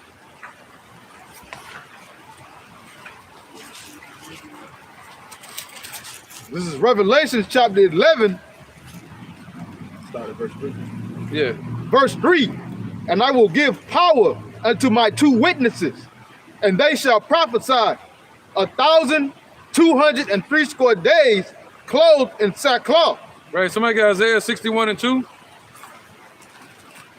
Verse 4. Look at Luke 21 and 24. My bad. Luke 21, 24. And 1 Kings 21 and 27. See, because sackcloth, that's what this is. Oh, snap. The whole time you ain't seen nothing. I got this long. Yeah, I got this long ass shirt on. This don't feel like a garment. I ain't even know. But yeah, these right here, these garments, they represent sackcloth. All right, it's supposed to be like a low condition that we're in. You know, right. You know, in the ancient times, they really wore like potato sacks. You know, it used to look like that. All right, but a lot of the Pharisees and the scribes, the wicked Pharisees and all that, they would wear fancy garments like you saw when they had the purple on. Lamb skin. Yeah, lamb skin and all that. And, you know, getting the golden phylacteries and, you know, broadening them, make them look all glorious. But if you ask them about the Lord, they don't know. You see that? So when it speaks about prophesying in sackcloth, it's talking about this right here. It tell you how to make them in the book of Numbers. All right, go ahead, read it. Where was that? Isaiah 61 and 2. Yeah. It's Isaiah chapter 61, verse 2. Yep. It says to proclaim the acceptable year of the Lord, Yahweh Bashem Yahushai, and the day of vengeance of our God, to comfort all that mourn, to appoint unto them that mourn in Zion, to give unto them beauty for ashes, the oil of joy for mourning. Remember we were ashes? Remember we were ashes under their feet? Now he's going to give us beauty. We're going to be beautified. All right, go ahead. The garment of praise for the spirit of heaviness. Right, so we're going to get the garment, a covering of praise, instead of this heaviness that we feel as a nation. You're going to see everybody, every brother you see and sister, they're going to be praising the Lord, happy in the kingdom. You feel me? All the brothers we seen walk by here so far, man, they look heavy. Like something weighing them down. Life. But really it's Esau. Go ahead. That they might be called trees of righteousness. Oh, there you go. That's the witnesses. He said what? The olive trees. We'll be called the trees of righteousness instead of what? Wild olive trees. All right? Go ahead. Or degenerate trees. We'll be called trees of righteousness now. Just like spoken of in Revelation 22. The planting of the Lord, Yahushua, that he might, it's like the planting of the Lord. Right, our husbandman. All right, our husbandman deals with husbandry, planting. Go ahead. That they might be called trees of righteousness, the planting of the Lord. Right, whose leaves will be for the healing of the nations. Go ahead, God. The planting of the Lord, Yahweh Bashem Yahushua, that he might be glorified. Go ahead. And they shall build the old waste. They shall raise up the former desolations, and they shall repair the waste cities, the desolations of many generations. Right, that was Isaiah 61 and 2 all the way to 4. Yeah, that was 4 right there. Yep, the water, brother. All right, let's get that. Luke 21. Yeah, Luke 21 and 24. This will be more clear. Yeah. Luke chapter 21, verse 24. Right, he said we're going to prophesy in sackcloth. Go ahead. And they shall fall by the edge of the sword and shall be led away captive into all nations. Right, so that happened. We fell by the edge of the sword, and then we got led away captive into all nations. We got led away through slavery. You know what they call the slave trade. Okay, go ahead. And Jerusalem shall be trodden down of the Gentiles until the times of the Gentiles be fulfilled. Whoa. All right. So we're going to be trodden down. We still in slavery. You know, until we get the hell out of here. That's why we got to do this work until we get out of here. You know, until Yahushua show up, till Shiloh come. All right? So he said we're going to be trodden down. That's why he said he stomped out the residue, which was us, with the feet of the Roman Empire. So we're trodden down until the time of the Gentiles, until the time of the nations be fulfilled. All right, he appointed their bounds that they could not pass. He yawning, man. It was a brother out there. Yeah, it was a brother out here that I used to teach. And he used to yawn all the time. I looked at that as him waking up. You know what I mean? Because this is a lot, man, that you're trying to take in. But if you gotta use the restroom, man, I would. Yeah, bro. Yeah. Take your time, bro. Go with the spirit, man.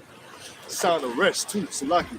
But I remember when I first came into the truth in the camp, was telling us how to deal with like our family. You know what I'm saying? Yeah. When it comes down, and the more we build ourselves up, the more we can cast off the sickness and the demons off our people, man. That's right, and man. when you teach somebody who never really heard the word before, and they actually trying to listen, they might fall asleep, or something like that. That's just, it's kind of rest for their soul, rest for their spirit. That's right, man. Yeah, kind, bro. It's comforting. It's comforting. There you go. You got the comfort in, then you got the scriptures. Yep. Better than liquidity. You gotta go to the hotel come to you. Go ahead, brother. Job 14:5. Seeing his days are determined, the number of his months are with thee. They got some dirty looks, boy. Thou hast appointed his bounds that he cannot pass. There you go. So the time of the Gentiles, the time of the nations are being fulfilled. The boundaries that Esau cannot pass, man. The Lord said, I made you to rule in this world. And he appointed his bounds that he cannot pass that. All right? So the time of the Gentiles is being fulfilled right before our eyes, man. Okay? Nah. Where you at? Verse 25, and there shall be signs in the sun. Nah, we good. All right. 1 Kings 21 and 27, dealing with the sackcloth. Right, because it was a sign of mourning, man. It was a sign of shame. 21:27. Yep. This is 1 Kings, chapter 21, verse 27. And it came to pass when Ahab heard those words. Right, Ahab. It's like, it came to pass when Ahab heard those words that he rent his clothes and put sackcloth upon his flesh and fasted and lay in sackcloth and went softly. Right. I think I'm talking about the death of Saul. I think he was mourning because of that. All right. I could be wrong, but either way, it was dealing with sackcloth and ashes for mourning. All right. And we're mourning for our people. We're mourning to see our King Yahushua. All right. He said what? He said we're gonna be what? Sighing and crying for all the abominations that are done in the midst thereof. Okay. So, and he said what? It's better to enter into the house of mourning. I know that's one of your favorites. You always bring that up. The house of mirth. Ecclesiastes chapter 7. All right, so yeah, man. Those that are in that spirit of mourning. Read that again, brother. What was that? 1 Kings chapter 21, verse 27. And it came to pass when Ahab heard those words that he rent his clothes and put sackcloth upon his flesh and fasted and lay in sackcloth and went softly. There you go. All right, he went softly, he was quiet. All right, so that's how we're supposed to be. All right, you're supposed to show respect. Hey, look, this is that statue that they were talking about on the news. This is the one they took down. All right, Hemming Plaza, the old famous Hemming Plaza that's all over the news about them taking the statue down. And you see what it said at the bottom? God bless our country. See that? That's a lie. We're going to bless it with the best of destruction. Yeah, that's a vain request. All right, where we at? 1 Kings 21:27. All right, go ahead. Go to 28. No, that's it. Did you want that? Yeah, please. This is Ecclesiastes chapter 6, verse 2. It is better to go to the house of mourning than to go to the house of feasting. That's right, man. It's like you chapter 7. Yeah, okay, come on. So we go out and teach in what? Sackcloth. All right, and what people walk by, they'll walk by and think you homeless or something, you know, or don't have a job, which could be true at times, you know what I mean? We go through things. But we out here in this affliction too, man. But it's a lighter affliction because we know Yahweh Shem Yahushua, all right? We know the weightlifter. The spotter. The spotter, yeah, the spotter. All right, you got something? You got something? No? Okay. Let's get back to Revelation 11. We're gonna finish it up. This is back at Revelation chapter 11, Verse 3. verse 3. And I will give power to my 2 witnesses, and they shall prophesy 1,260 days. Right, so this is after that destruction, or right before that destruction, our people were prophesying. And then what happened? He sent in the abomination that made desolate. All right, and the most holy were anointed, according to Daniel chapter 9. And then now, after that, you have something called the slave trade. Let's get into it. Keep going, brother. It says, I will give power unto my 2 witnesses, and they shall prophesy 1,260 days, clothed in sackcloth. These are the 2 olive trees and the 2 candlesticks standing before Yahweh of the earth. Right, the power of the God of the earth. That's right. Come on. Romans 11 and 13. All right. Romans 11 and 13 all the way to 26. This is Romans chapter 11, verse 13. It says, For I speak to you Gentiles, inasmuch as I am the apostle of the Gentiles. Right, talking about Paul. Okay, he was set up to go out and teach our Israelites that were scattered amongst other nations. Okay, go ahead. I magnify mine office. Right, so he was magnifying his office and taking the claim of being the prophet of the Gentiles. Go ahead. If by any means I may provoke to emulation them which are my flesh. Right, so that's what we trying to provoke that brother to, and other people to do what we're doing, which is doing this work and teaching and doing it correctly, keeping the laws to the best of your ability and teaching the correct doctrine. Okay, go ahead. If by verse 14, Romans 11, it says, if by any means I may provoke to emulation them which are my flesh, and might save some of them, for if the casting away of them be the reconciling of the world, what shall the receiving of them be but life from the dead? Right, and what did he say? Paul said it. He said in Romans 11, he said, I am an Israelite of the tribe of Benjamin. So he came to deliver those that are of his flesh. Who? Israelites. Okay? You can't try to squeeze up in there, vocab. Go ahead. Yeah. Done. Verse 16, Romans 11. Right, see, wicked E creeping around. Go ahead. For if the first fruit be holy, the lump is also holy. That's right. And if the root be holy, so are the branches. There you go. We're talking about the olive trees. Go ahead. And if some of the branches be broken off, and though being a wild olive tree, okay, yeah, we already went through it briefly, but go ahead. Were grafted in amongst them, and with them partakers of the root and fatness of the olive tree. Right, can somebody speak on it real quick? I gotta do something real quick. Basically, Paul was talking about the Pharisees and the Sadducees going against the ones that were going with according to Greek custom, the Hellenized Israelites, the Hellenized Jews. And he said if they be broken off, they were broken off because of disbelief. But through Yahushua, believing in the Messiah, they're grafted back in. All right, so now that's the reconciliation of Israel. Now them falling away became the fatness and the riches of the world. But how much more rich for them being grafted back in through Yahushua? Done. Go ahead, put some more. Yeah. Verse 18, Romans 11. Boast not against the branches, but if thou boast, thou bearest not the root, but the root beast. Against the branch, they were boasting through the law.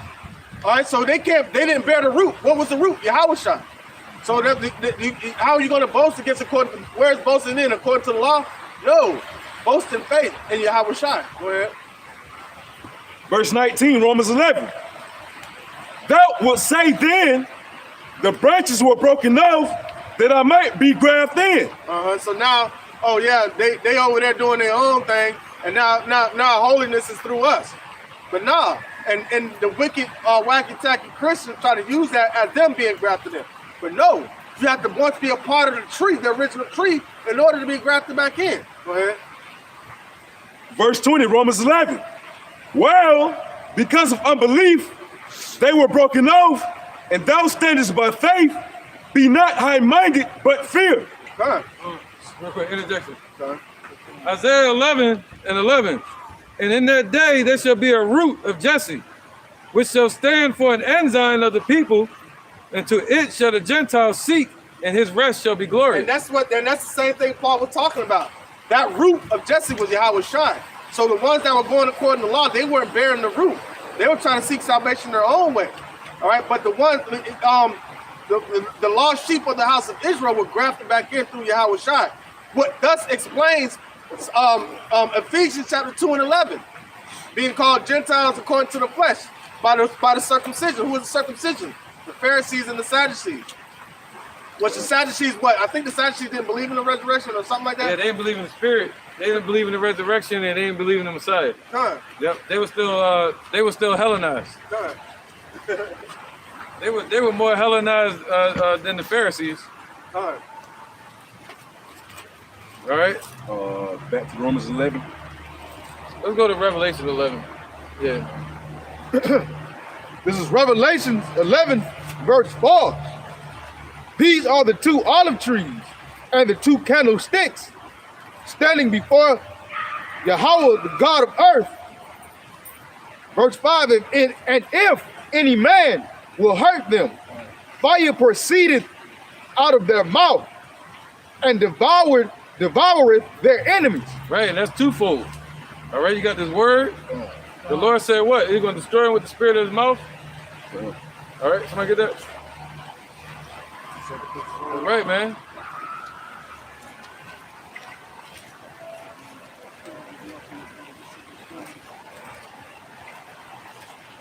But this is the first start of it. Teaching his word. That son ain't no joke, boy. I got a quick interjection. All right, this is Second Thessalonians. I feel like a blind singer up here trying to sing some shit. Chapter 2, verse 7. For the mystery of iniquity doeth already work, only he will let until he be taken out of the way. Right. And then shall that wicked be revealed, whom the Lord Yahweh Shai shall consume with the spirit of his mouth, and shall destroy with the brightness of his coming. Right, so that goes hand in hand with that scripture in Revelations 11. All right, so they're being consumed with the spirit of his mouth, which is like the word which is like unto fire. Somebody know what that's at? That word which is like unto fire? Say the word which is like unto fire. Like unto fire, that word. My word, like fire. Yep. It does exist, huh? Let's get it, man. All right, so they being consumed with the spirit of the Lord's mouth, man. Okay? With his spirit. His spirit is what? Fire. The Lord said he's going to baptize our people in what? Fire. Okay, go ahead. Whoever got it. This is Jeremiah 23 and 29. It's not my word, like as a fire, saith the Lord Yahweh, and like a hammer that breaketh the rock in pieces. Wow, man. All right. So his word is like unto fire, and he said what? And like a hammer that's gonna break their rock. He said, who is like unto our rock? You know, and Esau is a rock, a mountain, a big ass boulder that's in the way. They're gonna break their mountain into pieces. Okay? So he said what? His word is like unto fire. Okay, go ahead. Psalms chapter 29, verse 7. The voice of the Lord divideth the flames of fire. The voice of the Lord shaketh the wilderness. The Lord shaketh the wilderness of Kadesh. Yep. Esau's made the whole world a wilderness, man. You know? And it divided the fire. That's what the word does. The word of Yahweh Shem Yahweh Shai. Devouring word. This is Jeremiah 5 and 14. Wherefore thus saith the Lord Yahweh, God of hosts, because ye speak this word, behold, I make my words in thy mouth fire, and this people wood, there you go, and it shall devour them. Right, so the words are in our mouth as fire, and the people have become the wood. They have become the stubble, and this word burns them up, and it sets them up for that judgment, which is what? Gonna be fire. Okay? somebody get Revelations chapter 8 on deck, I think it is. Revelation 8. All right, because we are here to wake up the Negroes, Latinos, and Native Americans to the fact that we're the Israelites of the Bible. All right, we got to turn back and repent. Because the Father's true name is Yahweh, his Son's name is Yahushua.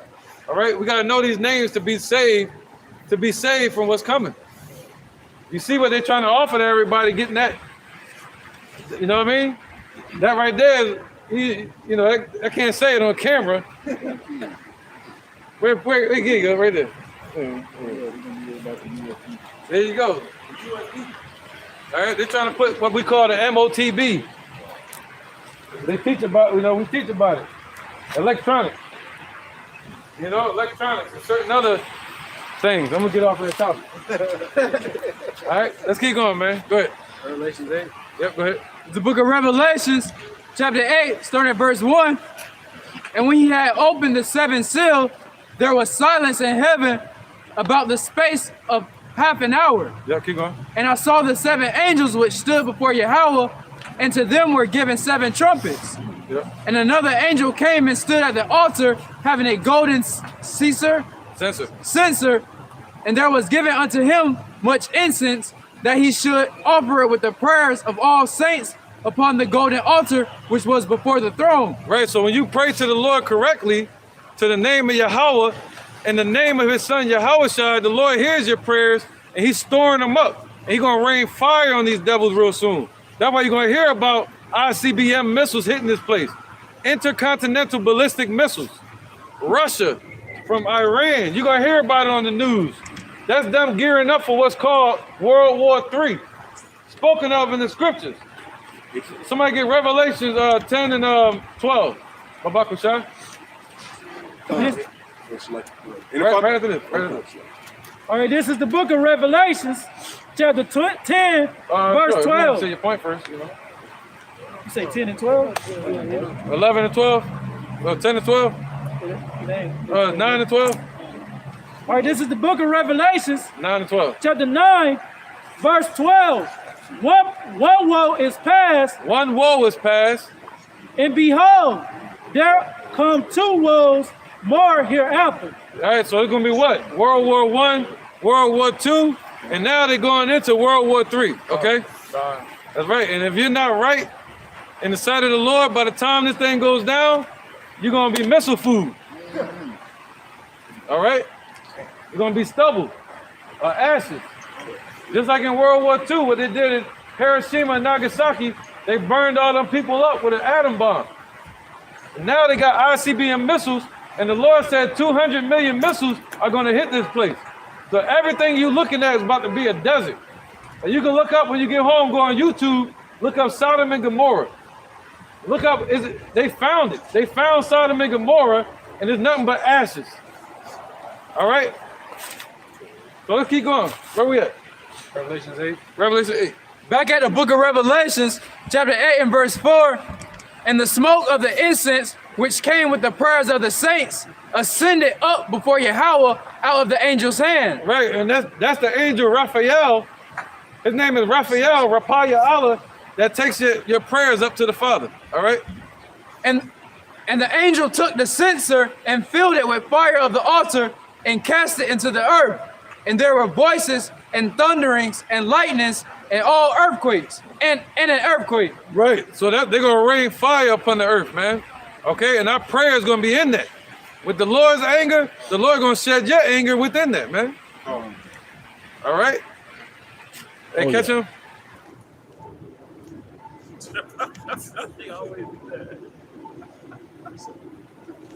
Go ahead, bro. This is a quick interjection. This is the book of Tobit, chapter 12 and verse 15. I am Raphael, one of the 7 holy angels, which present the prayers of the saints and which go in and out before the glory of the Holy One. Right, man. All right, so that's the one that goes in and out before the glory of the Father. And he takes our prayers with him.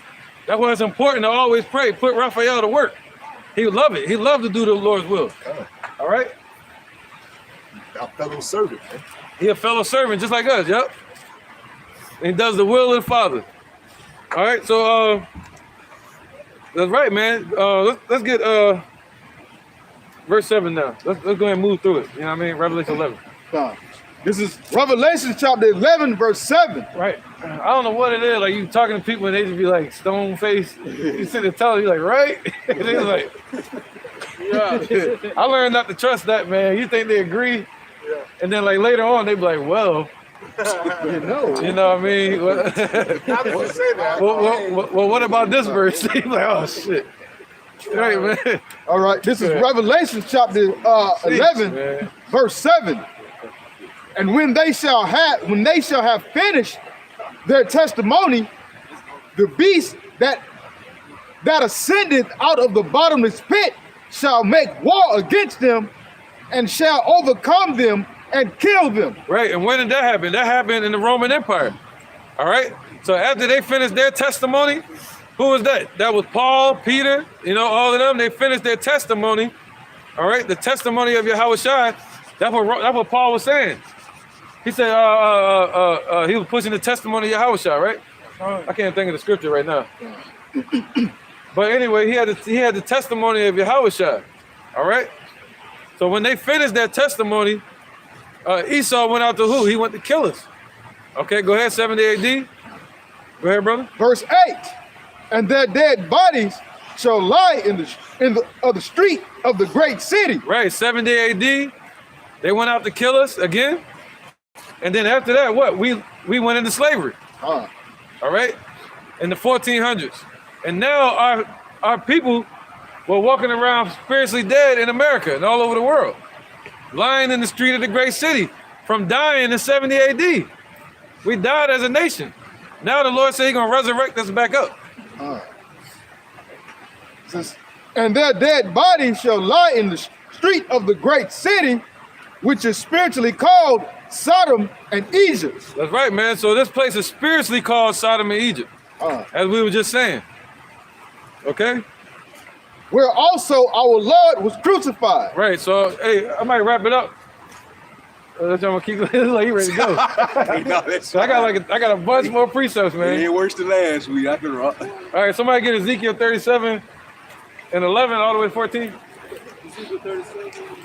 You said 37? Keep going. Go ahead. It's Ezekiel chapter 37, verse 11. Then he said unto me, Son of man, these bones are the whole house of Israel. Behold, they say, our bones are dried and our hope is lost.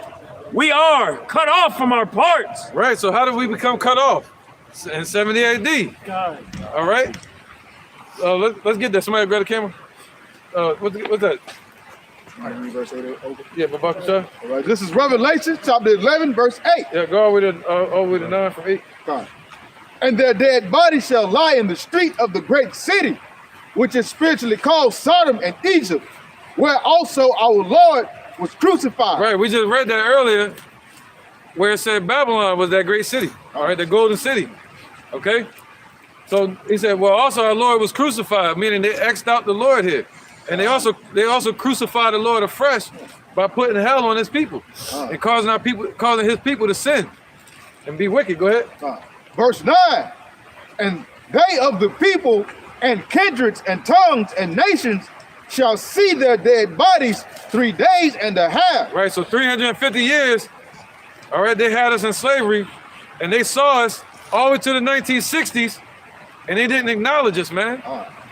But now they have no choice. After Abba Bivens, the Lord sent Abba Bivens, according to prophecy of Malachi. All right, somebody get that, Malachi? That's to send Elijah for the great and dreadful day. Here come Esau again, too. The camera got it, he good, right behind me. All right, somebody get that, Babakasha, Malachi? This is Malachi. This is Malachi chapter 4 and verse 5. Yep. Behold, I will send you Elijah the prophet before the coming of the great and dreadful day of the Lord. That's right, man. Go ahead. What are you going to do, though? So he did that in what, 1960s? He sent somebody named Abba Bivens, who we believe, too, that he was Elijah. Okay, go ahead. And he shall turn the heart of the father to the children. So that was his job. He turned the hearts of the fathers to the children. That's why we have elders like Elder Apostle Tahar. You know, go ahead.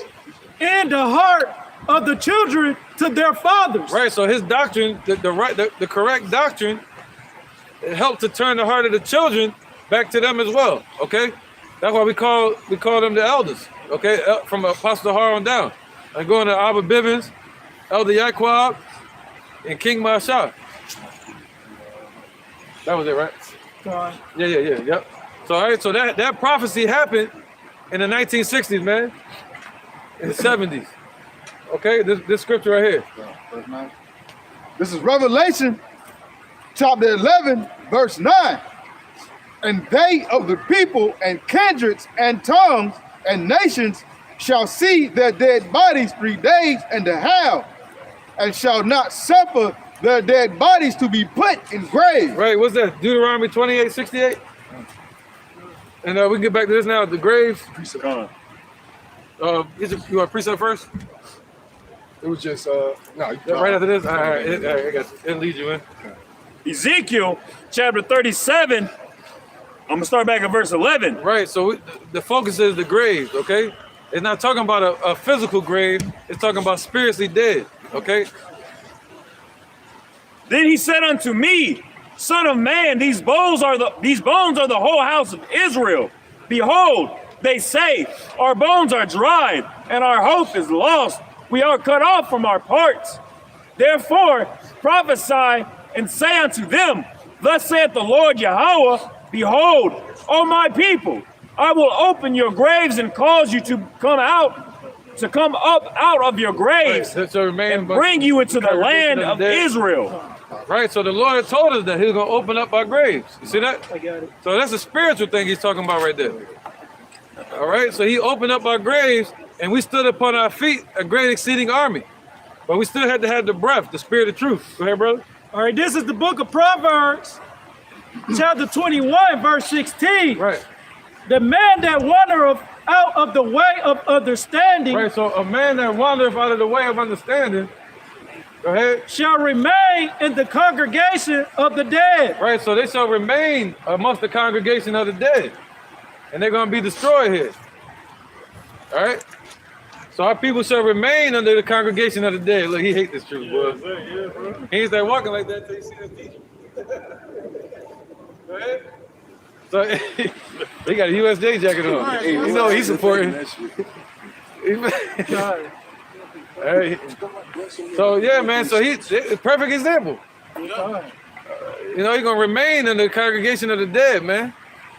Okay. So they're gonna remain in those graves. But now let's keep going. Revelation 11. All right, go ahead. Al. This Acts chapter 2 and verse 17.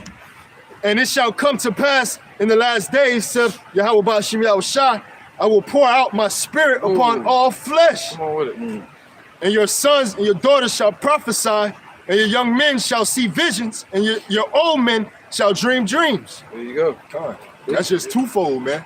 All right, you got dreams, the Lord giving them the choosing, giving them their illusions, all right, their dreams and their torments, as well as the Lord giving the visions, man, and waking his men up, man. That's right, his bro. elect. That's right. Yep. He forcing 2/3 to believe and fall for strong delusion and the lies. That's right. All right. Let's get this Deuteronomy 28:68, spiritually Egypt.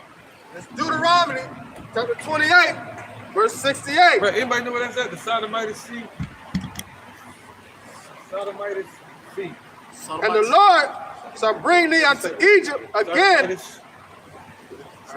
And the Lord shall bring thee unto Egypt again with ships by the way whereof I spake unto thee. Thou shalt see it no more again, and there you shall be sold unto your enemies for bondmen and bondwomen, and no man shall buy you. There you go. So we went to another Egypt. Okay? So where it says spiritually Sodom and Egypt, that's what this place is. It has the same spirit as Egypt, same spirit as Babylon, same spirit as Assyria, same spirit as Sodom. All right, what happened to Sodom? It was burned with a meteor from the heavens or fire from the heavens to ashes. left as an example to all those that should live ungodly. You know, what happened to Assyria? It was invaded on two fronts by his allies. Okay? All right, what happened to Babylon? They got burned down. Well, the walls got burned, they got invaded, and their rulers were killed. And one of them went into slavery. You got that sodomite seat. What happened to the Persian Empire? It was taken down, invaded by the Greeks. Okay? What happened to the Greeks? They fell by the Maccabees. What happened to the Roman Empire? Yahushua gonna take them down. You get it? All right, let's get it. Sodomite seat. This is 2nd Esdras chapter 5, verse 7. And the Sodomitish sea shall cast out fish and make a noise in the night. So the Sodomitish sea, that's this place. All right? And the Sodomitish sea shall cast out fish and make a noise in the night. Right, so isn't this the night right now? All right. So they're making noise. They're giving laws for them, giving them laws and rights that we can't really speak on, you know. But go ahead. Which many have not known, but they shall all hear the voice thereof. Right, man. Yep. There shall be a confusion also in many places, and the fire shall oft be sent out again. That's right. Because that confusing place is what? Babylon. And that fire that's off sent out is the judgment that we're seeing every day that's happening to our people for being wicked. Hey, man, that's right, brother. And it said again, right? Because in the before times of Sodom and Gomorrah, that was the ensample of the unrighteousness, man, of the Sodomist sheep. That's right. That's right. That's an example, man. That was an example. And it was fire then, and it's gonna be fire now. Yep. And the Lord delivered just Lot. And he sent in the angels as a stretched out arm to reach in there and get Lot. Before the destruction, the same way the Lord is going to send his angels to go as a stretched out arm to gather his elect before the destruction of this place. Right? Precept? No, just finish it. One more? Okay, go ahead. A little bit. This is okay. Real quick. And the wild beasts shall change their places, and mistress women shall bring forth monsters. That's right. That's why you got people like NBA Youngboy, Lil Wayne, talking about he want to get married now. Like he said he becoming too rich, so he's trying to get married. Like, yo, the dude look like Crypt Keeper, man. got writing all. He like a chalkboard. He got writing all over him. He like a damn Ouija board and shit. You look at his face. Like a Chipotle bag. That's like a Chipotle. All right. Good, brother. Who got precept? This is Psalms chapter 50, verse 15. And call upon me in the day of trouble, I will deliver thee, and thou shalt glorify me. But unto the wicked, God saith, what hast thou to do to declare my status? But thou damn should have taken my covenant in thy mouth. Right. So basically, we call upon Yahweh by Shem Yahushua to deliver us in these days. But what do you have with these churches? All right, especially with these Edomites in these churches, calling upon the Lord, talking about they children of the Lord. But the Lord like and dealing with these fake Jews. The Lord like, what do you do to have to declare my statutes in thy mouth? It shouldn't even be in their mouth. It's for the true children of Israel, man. But 2/3 of our people don't even want to take these words upon their mouth. They that's why the Lord said if I would have gave it to another people, they would accept it. But unto my people, they won't accept it. They refuse the word of Yahweh by Shem Yahushua. Right, man. All right, let's get back to the precept, yo. Let's get right back into it. Let's get out of here. This is Revelations 11 and 10. And they that dwell upon the earth. Oh no, we gotta go back to 9. Okay. Verse 9. That Micah 2 and 10? It says, and they of the people and kindreds and tongues and nations shall see their dead bodies 3 days and a half, and shall not suffer their dead bodies to be put in graves. There you go. Isaiah 11 and 11. That's right, because I'm gonna stop there. We're gonna go back to dealing with Egypt still. All right, so we spiritually Sodom and also spiritually Egypt, okay? Yep. Isaiah 11:11. It's Isaiah 11:11. And I will punish the world for their evil and the wicked for their iniquity. And I will cause the arrogancy of the proud. That's not Isaiah 11:11. Salaki. Oh, not okay. Isaiah 11:11. And it shall come to pass in that day that the Lord shall set his hand again, the water, the second time to recover the remnant of his people, which shall be left from Assyria and from Egypt and from Pathros and from Cush and from Elam and from Shinar and from Hamath and from the islands of the sea. There you go. So the Lord is going to set his hand again the second time to recover his people, just like he recovered Lot from Sodom. All right, vexed with the wickedness that he saw every day in Sodom and Gomorrah. Okay, so the Lord gonna set his hand the second time, just like he did in ancient Egypt, delivered us with Moses. He's gonna deliver us this time with Yahushua. Okay, even though that was Yahushua, as we started the lesson off in second Corinthians, that 1 Corinthians chapter 10, that was Yahushua in the Old Testament. In the Old Testament, brother. That's right. All right, so let's get 2 Ezra chapter 5 and 10. Micah 2 and 10. Go ahead, brother. Micah chapter 2, verse 10. Arise ye and depart, for this is not your rest. Right, so this is not our rest. We're not supposed to be at rest in this place. We're supposed to be trying to find a way to get the hell out of here. We came over here in slavery, and our people forgot that. We're trying to get back home. See, it's because our people don't know what home is. That's why they say a pigeon doesn't never have to worry, because a pigeon always knows where his home is at. Come on. So they can go far, other country, or no whole other city, but it still make its way back home. All right? So the Lord let us know and gave us a beacon, an ensign, to let us know the way back home. He said, I am the way, the truth, and the life. Okay? Go ahead, bro. Micah 2 and 10. Arise ye and depart, for this is not your rest. Because it is polluted, it shall destroy you even with a sore destruction. There you go, man. Go ahead, brother. This Proverbs chapter 1 and verse 20. Wisdom crieth without. She uttereth her voice in the streets. She crieth in the chief place of the concourse, in the openings of the gates. In the city she uttereth her words, saying, how long, ye simple ones, will ye love simplicity? And the scorners delight in their scorning. Con, and that's what we doing, man. You know what I'm saying? We come out here on the highways and byways, week in and week out, and we prophesize the downfall of this wicked kingdom, and we declare unto our people, the so-called Negro, Latinos, and Native Americans, that we are the 12 tribes of Israel, according to these scriptures, according to Yahweh Bashir Yahushai words. You know, and we come in cheap places of concourse, man. You out in the city where the people, you know what I'm saying, where they come in commerce fields, man. The people buy and sell. As you see down in downtown Jacksonville, it ain't that much traffic, you know.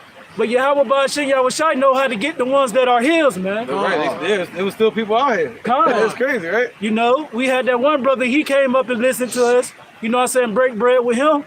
You know what I'm saying? Lord willing, he get it, man. You know? Yep, you got a few people being marked. Getting that spiritual mark on them. Fresh judgment. God.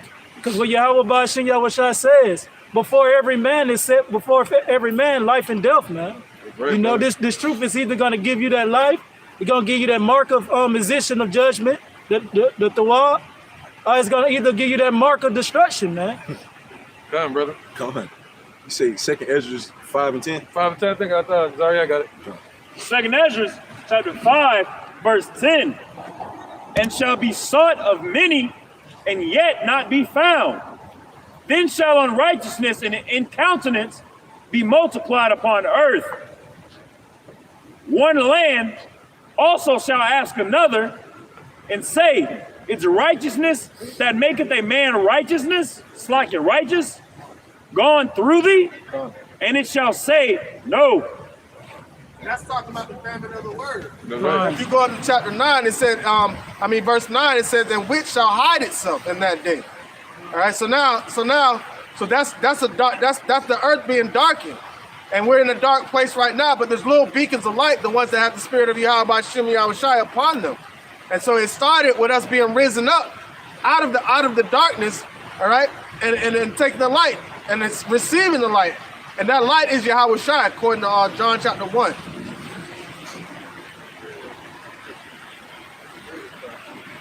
All right, go back to Revelation 11, brother. This is when we start back up at 9. Yeah, this is Revelation chapter 11, verse 9. And they of the people and kindreds and tongues and nations shall see their dead bodies 3 days and a half, and shall not suffer their dead bodies to be put in graves. Hey, not at all. And that put the bloodshed also as well and make the heathen guilty. All right, pertaining to Psalms 83. Oh, yeah. That's them being confederate against us as a whole, man. The heathen in general, and the ambassador ultimately. Hey, as far as being cold, man, look at them. Yeah, they model and shit. So we should be all right. I'm just saying. We should be all right. Verse 10. Isaiah 28 and 12, okay. And they that dwell upon the earth shall rejoice over them, and make merry, and shall send gifts to one another. Right, didn't they do that? They had stuff called gator bait. They had all the cards and stuff they sent to each other. They had skin lamps, skin shoes. They built Wall Street of the sale of slaves. Cushions and shit made out of our hair. Oh yeah. That's right. Yeah, you know? Leather purses and shit made out of our skin. Whatnot, different coats and whatnot made out of our skin, you know? Yeah, they made a whole trade off the backs of slaves, man. Literally. Verse 10. Yep. And they that dwell upon the earth shall rejoice over them, and make merry, and shall send gifts to one another, because these two prophets tormented them that dwell on the earth. Right, so we used to torment them, especially during the times of David, King David. You know, during the time of Yahushua, we was tormenting them, man, with this word. That's why I say Yahushua was roaring. All right? Precept. Yep, go ahead, brother. Hey, this is the book of Job, chapter 30. 12. In verse, that's right. I'll start in verse 4. No, verse 3. Yep. For want and famine, they were solitary, flying into the wilderness in former time, desolate and waste. Meaning we will abhor them. Who cut up mallows by the bushes and juniper roots for their meat. They were driven forth from among men. They cried after them as after a thief. Yep. That's the point I wanted to make there, how we used to drive them back into the Caucasus Mountains, into the caves, man. Yep. Where they'll come and try to get food and get the little crumbs that they can. All right, they're going back to that same state. All right. Yep, they used to stay on the southern borders of Judah back in the 8th century until they got ran out of there by the Nabateans. That's right, man. They said they were driven from amongst men. they became what? 3/5 of a human being. That's what they called, man. And that's why they said that you can't trust them around your dogs, because that's where they was at. They was hanging around the animals. What happened when Esau came over to America? They had this thing about sleeping in the barn with the pigs and the horses and shit. They would do that. All right, they still do it to this day. It's like a pagan ritual. Yep. All right. Somebody grab Isaiah 28 and 12. All right, because they're still dealing with, they didn't suffer our bodies to be put in graves, and they sent gifts one to another. They didn't, what does that word grave represent? They didn't give us any rest. They didn't tell us the truth. All right? But the Lord said he was going to bring us out of our graves and put us back in our land. But he's keeping that promise. All right, whoever get it, bring it out. Isaiah 28:12. Right. To whom he said, this is the rest, wherewith ye may cause the weary to rest. And this is the refreshing, yet they would not hear. That's right, man. So yeah, Esau can't give that to us. It had to be given from who? Yahushua through his prophets. All right? Through Yahushua turning the heart of the fathers to the children and the children to the fathers. Connecting, meaning basically reviving his body again. Okay, the body, the church. Okay, so that's our rest. So the Esau didn't give us no rest, so Yahushua is giving the rest. That's why Yahushua said, no, the scriptures say no man shall buy you, no man shall redeem you. Come on. Matthew 11:29. All right. So we found that rest. The Lord has brought us up out of the grave. Can you go to the next verse, brother? Say Matthew 11. Verse 11. Yeah, bring it up. This is Matthew chapter 11, verse 29. Yep. Start from 28. 28. You got some here. It says, "Come unto me, all ye that labor and are heavy laden, and I will give you rest." There you go. Rest from what? Yourself? But, so they're gonna give you rest from sin. Hey, we got to have a conference, brother. But we found rest from what? Ourselves, from our own sins. All right, that are heavy laden, and are heavy laden with what? The affliction from Esau in this society, man. Okay, go ahead. Verse 29, Matthew 11.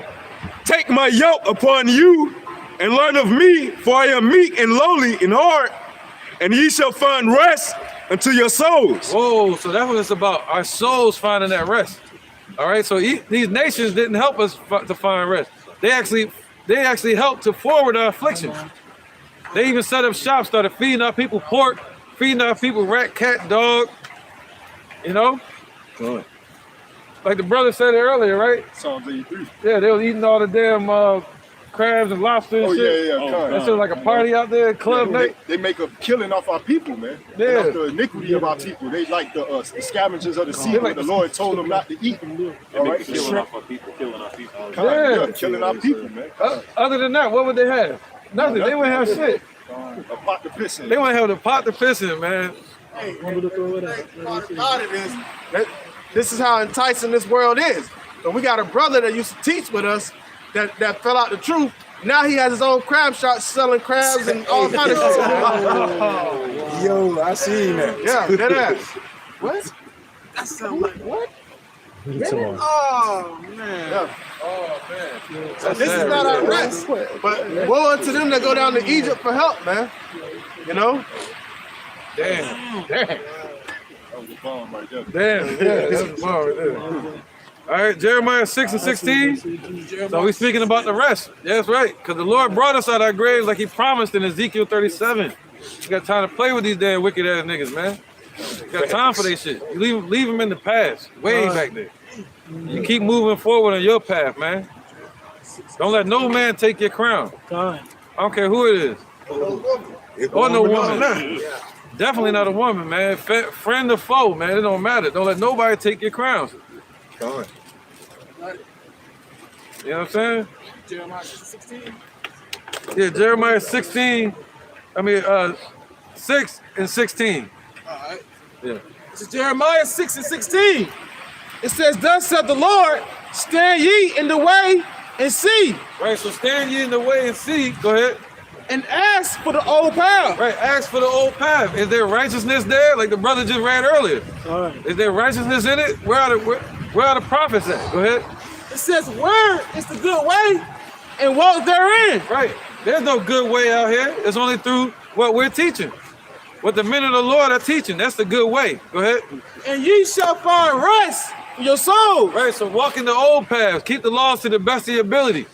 All right, following the testimony that was given from the disciples and the prophets, man, of Yahushua. All right, stay in that spirit of the foundation that was built upon Peter and the other prophets. Ooh, real quick. This is what they said. Okay, go ahead. You got a point. I think you got a point. Real quick, Babaka Shah. And that also goes to show you that the past do matter, man. You got to know the past to see where you're going, man. That's right. You know, because you have 2/3 of the nation of Israel, the so-called Negroes, Latinos, and Native Americans. They like to say points like, "Oh, the past don't matter. You have to focus on the future." No, that's why the scripture just said we have to seek out the old ways. Right. Quick interjection. Yeah. If you're looking into the past, if you don't look into the past, you'll be lost where you're going in the future. Fine. That's like I say it all the time. It's like the markings on the trees. When you go through the woods or a jungle, you're supposed to mark the trees, and you got to go back the way you came. All right, looking for those markers, those signs. Go ahead. Yeah, go ahead, bro. This is Ecclesiasticus chapter 2, verse 10. Look at the generations of old and see, did ever any trust in the Lord and was confounded? Or did any abide in his fear and was forsaken? Or whom did he ever despise that called upon him? So just like the brother was speaking on, man, hey, looking at the generations of old, looking as far as past times, that's what we should do. Why? Because that foundation was established then, you know? So therefore, we're not coming up, making up our own foundation, man. Right, look at Jeremiah, look at Daniel. That's right, man. Shoot, look at Moses. Yeah. He had to walk through the sea, the Red Sea, man. All right. What's that? Deuteronomy 28:65. That's right, man. Can you read that again? The graves again? God. This is Revelation chapter 11, verse 9. Yep. And they of the people and kindreds and tongues and nations shall see their dead bodies 3 days and a half, and shall not suffer their dead bodies to be put in graves. There you go. All right, so they didn't suffer us. The word suffer means to allow. So they didn't allow us to have rest, okay? Let's get that. Deuteronomy 28:65. This is Deuteronomy chapter 28, verse 65. Yep. And among these nations shalt thou find no ease, neither shalt the sole of thy foot have rest. There you go, man. We got no damn rest in this place. All right? We got no rest. He said we'll find no rest for our soul in this place either. Okay? You got an interjection. Got an interjection? Go ahead, brother. All right, it's going to be coming out of the book of Baruch.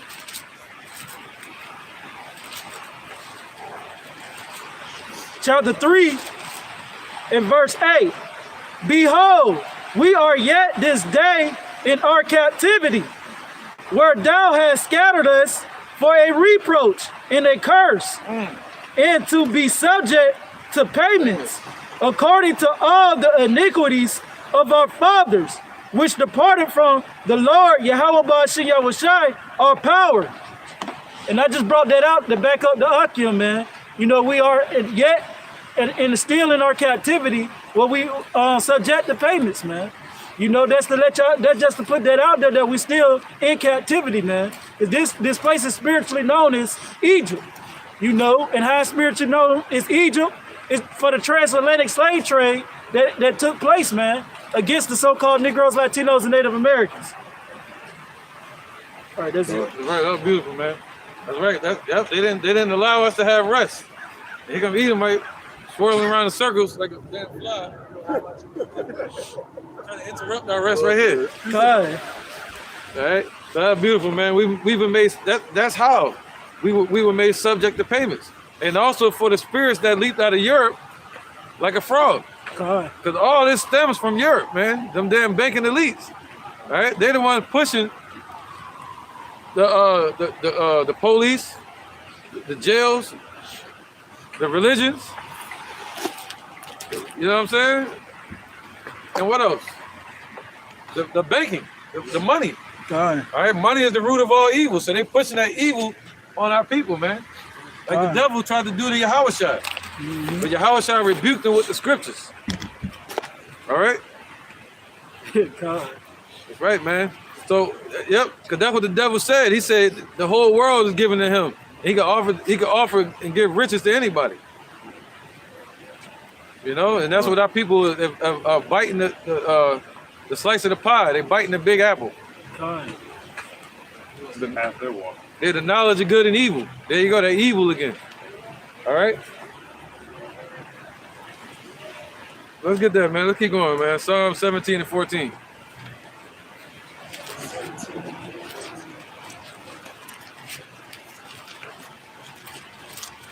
There you go. She got the big apple on her bag. I love New York. 17. Oh, go ahead. Go ahead. Whoever got it.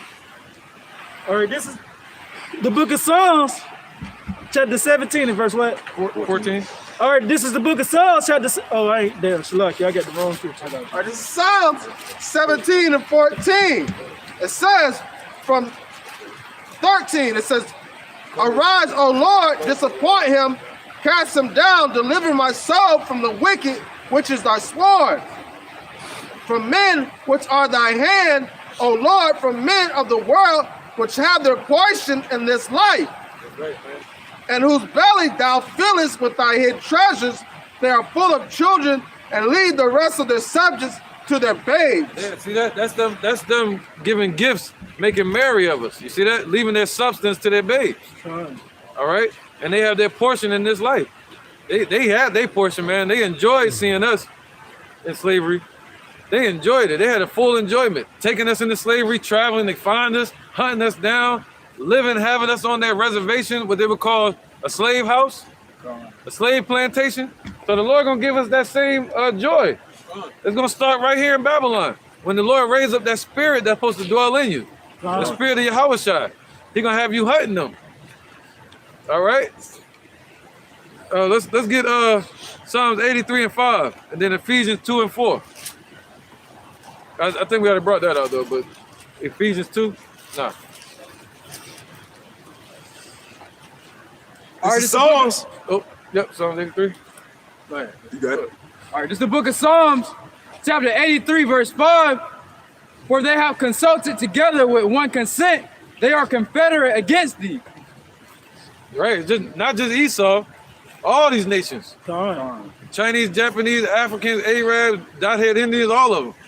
They were all confederate, just like they Confederate flag, they confederate against us. You see that? All right, all these nations, I think that was it. Let's get to the point. Ephesians. All right, they helped to forward our affliction. And the dogs came by and licked the wounds representing these heathen nations. Ephesians chapter 2, verse 4. Yep. But Yahweh, who is rich in mercy. 2 and 1. That's a good one though, but go ahead, 2 and 1. Ephesians chapter 2, verse 1. Yep. And you hath he quickened who were dead in trespasses and sins. Right, so there you go. When you talk about the grave, we were dead, meaning what? Spiritually dead in trespasses and in sin. All right, so he quickened us. What's the word quicken mean? To give life to. All right, make you lively again. Brought us back to life. All right, go ahead. Wherein the time past ye walked according to the course of this world, according to the prince of the power of the air. There you go. The spirit that now worketh in the children of disobedience. There you go. Who is that? Esau, man. God. All right. Working on the left-hand side, the damn wicked. These devils. Right here, man. Them. Can't forget their faces. All right. A couple rotten apples fell up the tree, but just reading off the scripture, to our right, there was like some Jade women. They were modeling, like just doing like regular like modeling, catwalking, and come. Yeah. And there was the Edomite who was listening to us earlier. He was kind of like checking them out, like judging them. Like it was weird. It was weird. They were giving themselves unto him. Yeah. It was. He was sort of like directing it or something. Yeah. Like that. They wouldn't do that with us. No. They walk over there. Hey, sir, let me show you how to do that. Get the fuck out of here. Back up. So, let me do like one last verse. I mean, where you was at, verse 3. Among whom also we all had our conversation in times past, in the lust of our flesh, fulfilling the desires of the flesh and of the mind, and were by the nature of the child of wrath, even as others. There you go. By nature, we were what? Wild by nature. And all right. What did it say? Fulfilling our lust. Fulfilling all. Yep. Who does that sound like? Go back to Habakkuk. That sounds like Esau. So our people are acting wicked, like on the left hand side, like these devils, man. He said they are of their father, the devil. That's right. Somebody get it? Yep. There you go. Might well. Why not? 8. Yeah. Yep. Somebody grab a precept. Jeremiah 8 and 44. Jeremiah 8. John.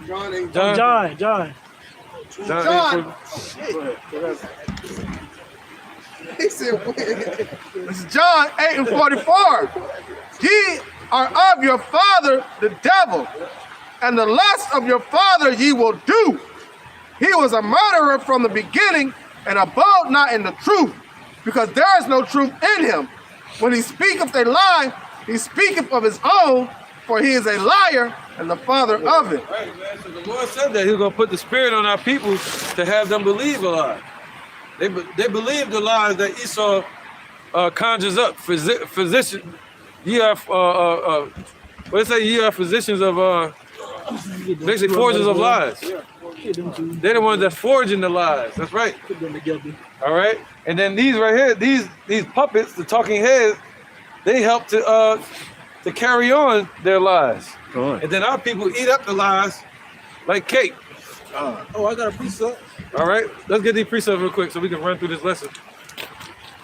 This is Micah, chapter 6, verse 12. Yep. It says, "For the rich men thereof are full of violence, and the inhabitants thereof have spoken lies, and their tongue is deceitful in their mouth." And I was just backing you up for speaking about that. It's speaking of lies, and it all speaking of violence too. You see how they going about in these different countries all around the four corners of the earth. They ain't everybody's business and bringing hell upon them. Just like how they doing it today in this time in Babylon, Shalaki. All right. Let's go to Revelation 11:11. Go ahead, bro. It's the book of Job, chapter 13 and verse 4. Your precept out. And it reads, "But ye are forgers of lies, ye are all physicians of no value." Whoa, there you go. All right, so they believe the lies of Esau, and Esau is the forger of those lies. You see that? All right, so they didn't suffer our people to have, they didn't allow our people to have any rest. They kept tormenting us, man, still to this day. All right? And you gotta know the truth to be able to hide the truth. You got Deuteronomy. So they know we the Israelites, a lot of them. You probably already got it already. Deuteronomy 28, 48. No, I don't think so. It's Deuteronomy 28 and 48. "Therefore shalt thou serve thy enemies, which the Lord Yahweh, while Yahweh shall send against thee in hunger and in thirst and in nakedness and in want of all things. He shall put a yoke of iron upon thy neck until he have destroyed thee." Man. And that's why our people are walking away freely today to do just like as Esau, to do as thou wilt, right? Whatever the hell they want to do, because the chain the physical chain don't have to be on them no more, because that spiritual chain of the mind is on them. All right. They call that in boxing, they call it walking them down. And Esau walked us down, man. They call it walking the dog. Yeah, that's what they're doing. They walked us, man. We thought it was over at the slavery, and they still got that yoke in place. And they said, "Till we be destroyed." And how are we destroyed as a nation? For lack of knowledge. So they didn't allow us to have rest once again. Okay? So Yahweh Shai is going to give us that rest. That honor belongs to him. Okay, let's go to verse 11. Now we're going to show even more that grave was talking about spiritual. Here you go. Because you got a spiritual grave, and you got spiritual life. This is Revelations 11 and 11. "And after 3 days and a half, the spirit of life from Yahweh entered into them, and they stood upon their feet, and great fear fell upon them which saw them." Right, so that let you know it's talking about something spiritual right there, a spiritual grave, to where the spirit of life entered into them, and then they stood upon their feet, a great exceeding army. See that? So these heathens are not going to tell us that. They wasn't going to give us the spirit of life. They can't do it. The only thing they can do is what? Bring death. He said he is as death, man. All right? So Yahweh B'Shem Yahweh Shai sent the spirit of life into us as a nation, as the church. Go ahead. Verse 12. Right, bringing that body back to life, bringing it back together and giving it breath. It says, "And they heard a great voice from heaven saying unto them, Come up hither. And they ascended up to heaven in a cloud, and their enemies beheld them." Right, the brother just read in Deuteronomy about the enemies. That's Esau, that's our enemy, man. All right, Jacob and Esau, it said two nations were in their womb. All right, so let's get that, man. It says, we're going to hear a voice that says, "Come up hither." It's going to shake the whole earth. All right, and at that point, nobody's going to be able to do anything about it. Let's get some precepts, Matthew 24:31. All right, Matthew 24:31, because the Lord, Yahweh, is going to send out Yahweh Shai, and Yahweh Shai is going to descend with the shout. And he's going to send out his angels to gather the elect and bring them to him. This is Matthew chapter 24, verse 31. Right, Psalms 91 and 9 all the way to 12. Go ahead, brother. And he shall send his angels with a great sound of a trumpet, and they shall gather together his elect from the four winds, from one end of heaven to the other. Right, so the Lord gonna send his angels literally out to gather his elect. All right, so that's when you're gonna have chariots all over the place. All right, Yahushua is gonna show up in a giant chariot, but he's gonna send the angels out to gather the elect, as you just read it. Right? Read it again. Yeah, why not? Just to be clear. Matthew chapter 24, verse 31.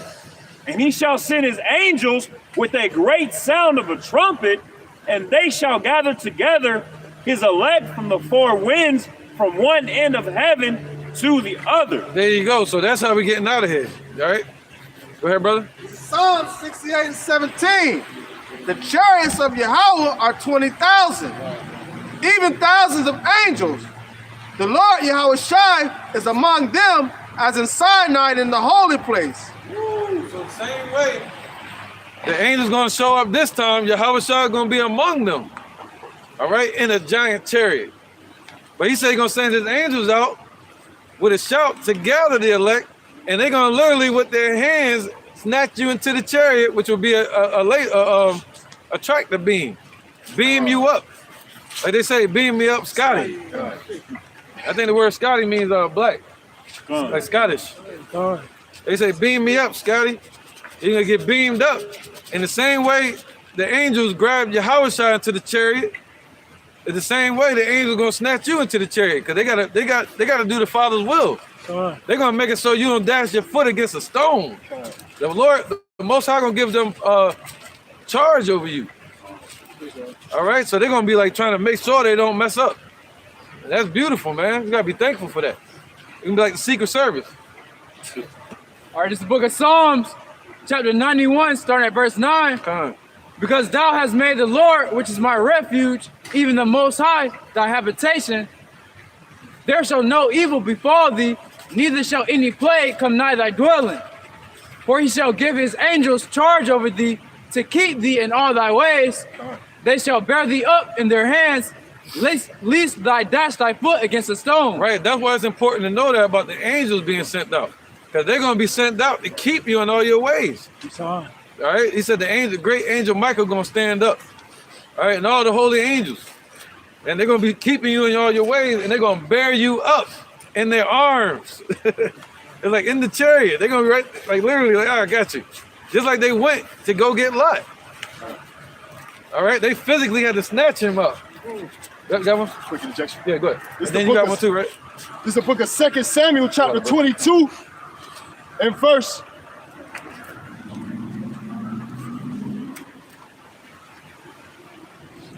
In verse 16, and this King David being saved from his enemies.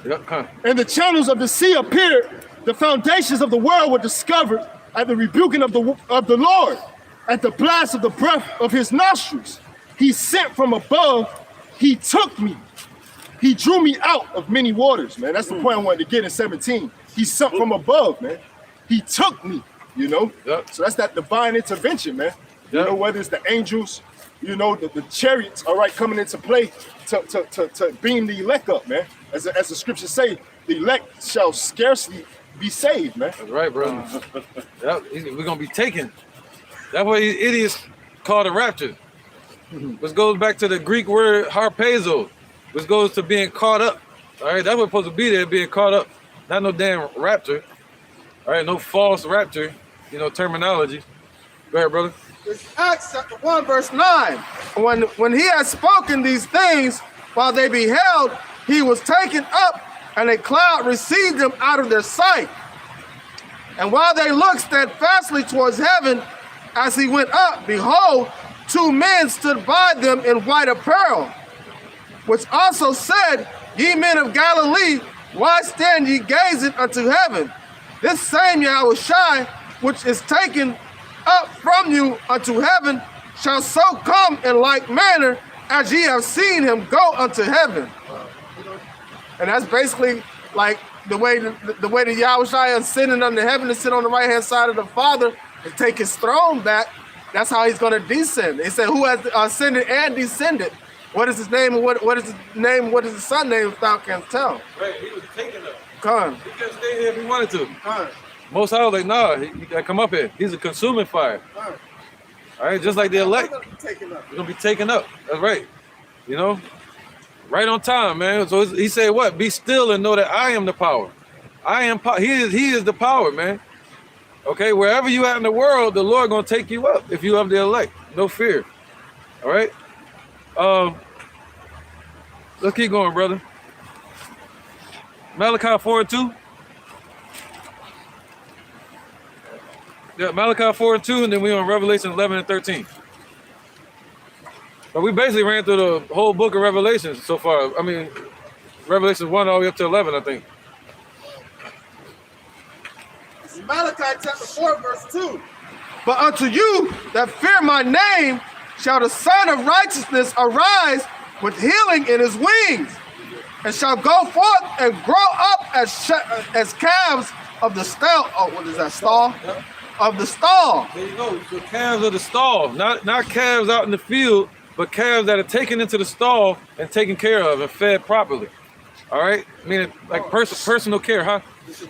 Into the barn, like a giant barn. What's that? Your chariots, like apartments in the sky. He said, what? He said, wait here to the end in your chambers until the indignation be overpassed. All right, let's keep going, man. Revelation 11 and 13. Revelation 11, 13. And the same had our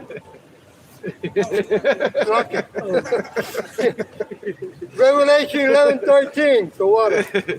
And the same hour was there a great earthquake, and the 10th part of the city fell. Right, so the same hour, so America's going to be destroyed in 1 hour. The 10th part of the city, America broken up into 10 FEMA zones. All right, and that's the targets that people like Russia and China, they look at that. They look at the population in certain cities. They look at the military and set up in certain cities, the weaponry in certain cities. All right, the infrastructure. And that's what they're going to attack. But they're going to attack the whole zone. It's going to be a sweeping fire that goes across this place. All right, so let's get Revelation 18 and 2. 24. Yeah, we can split it up. Revelation 2 all the way to 24. 18? Wait, what? No, I said Revelation 18. Yeah, 18 and 2. Yeah, we can split it too if y'all want. I got it. This is Revelations chapter 18, verse 2. And it reads, it says, and he cried mightily with a strong voice, saying, Babylon the Great is fallen, and is become the inhabitants of devils, and the hold of every foul spirit, and the cage of every unclean and hateful bird. That's right, man. That's the destruction that's going to hit this place. Jump over to verse 15. All right.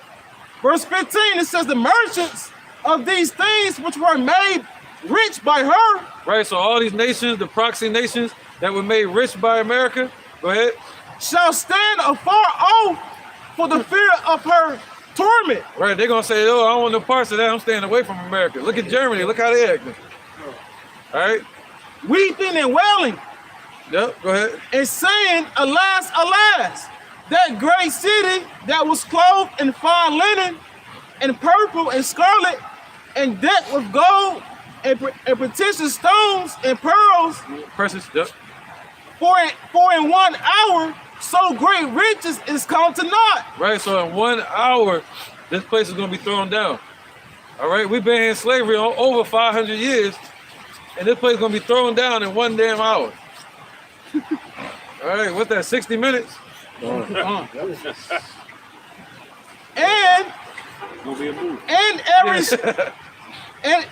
every shipster.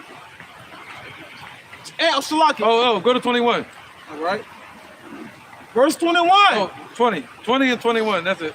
All right, verse 20, it says, rejoice over her, thou heaven, and ye holy apostles and prophets, for Yahweh have avenged you on her. Right, that's why he said that, man. He said, rejoice ye heavens and ye those that dwell in them.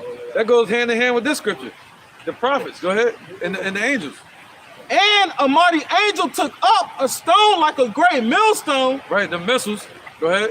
And cast it into the sea. Right, so that goes with Revelation 7, where it says they holding back the winds, they holding back the destruction. All right, but the Lord gonna make them missiles get shot off. Go ahead, brother. Saying, thus with the violence shall that great city Babylon be thrown down. Right, so with violence, this place gonna be thrown down. Go ahead. It shall be found no more at all. In 1 hour. In 1 hour, this place gonna be thrown down with violence from the conquering lion, and this place gonna be found no more at all, like it never existed. All right. Now let's go back to Revelation 11, real quick. All right, Revelation 11 and 13. This is Revelation chapter 11, verse 13. Right, so we know what that city is, America, the golden city, and the hour. Go ahead. And the same hour was there a great earthquake, and the 10th part of the city fell, and in the earthquake were slain of men 7,000. Right, so the 7,000 represents an innumerable number, a number that you can't count. So that means everybody. Okay, except for the elect. That's it. Okay, and he said they're going to be slain, and the earth is going to reel to and fro like a drunkard. That's how much violence and anger the Lord is going to cast on this place. And the remnant were affrighted and gave glory to Yahweh, the God of heaven. Right, it says it's going to be like a dream.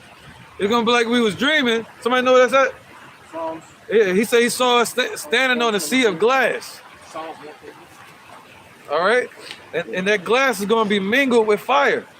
Meaning what? The righteous are going to scarcely make it. That glass is talking about is the firmament. When the mushroom clouds go up, the elect gonna be right over top of that, going up into the chariots. All right, go ahead, brother. Psalms 126 and 1. Right, they're gonna be affrighted and they're gonna get more glory. This is why. Go ahead, brother.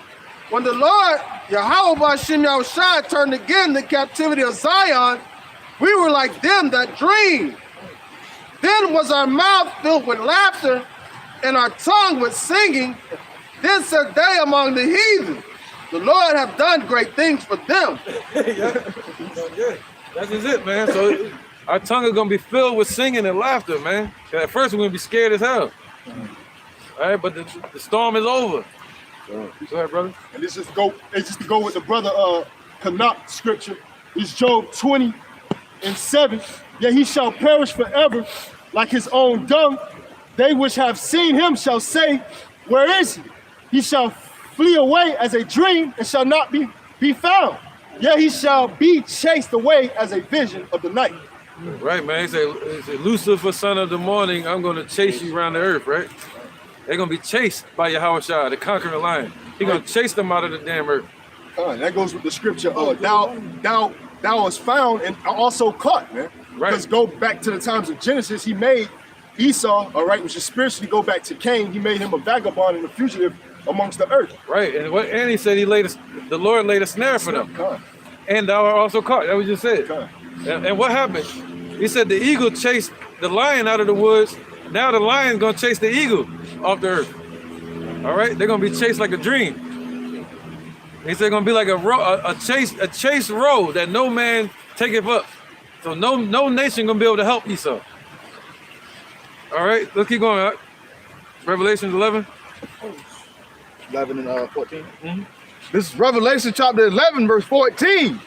The second woe is past, and behold, the third woe cometh quickly. Right, because after the MOT get pushed, once that get pushed, the prophecy is going to be moving quick, real fast. The Lord going to speed up the time. And then when the missiles hit, World War III gonna be fast. It's gonna be a nuclear war. So it ain't gonna be like fighting for years or like World War II where they fought for 4 years. A 4-year war for World War I, I mean. This war gonna be in 1 hour. Like a Mike Tyson fight. You know, everybody used to get together for that. That's it. You know that? Pay all their money. Pay all their money. This is over. 20 seconds. That's it. You know. You got some? No. All right. Let's keep going. Verse 15 of Revelation chapter 11. Come on, brother. And the seventh angel sounded, and there were great voices in heaven saying, the kingdoms of this world are become as the kingdom of our Lord and of his Hamashiach. Oh, yeah. Oh, Anointed, and he shall reign forever and ever. And that's the goal, man. That's the goal. You know, for the kingdoms to become Yahushua. All right? You know, he gonna reign forever and ever. Never again we're gonna go into slavery. You got something? Definitely, go ahead. It's Isaiah chapter 9, verse 6. For unto us a child is born, unto us a son is given, and the government shall be upon his shoulder, and his name shall be called Wonderful Counselor, the Mighty Power, the Everlasting Father, the Prince of Peace. Of the increase of his government and peace, there shall be no end upon the throne of David and upon his kingdom, to order it and to establish it with judgment and with justice, and from henceforth forever and ever, the zeal of the Yahweh Ba'ashem Yahushai of hosts will perform this.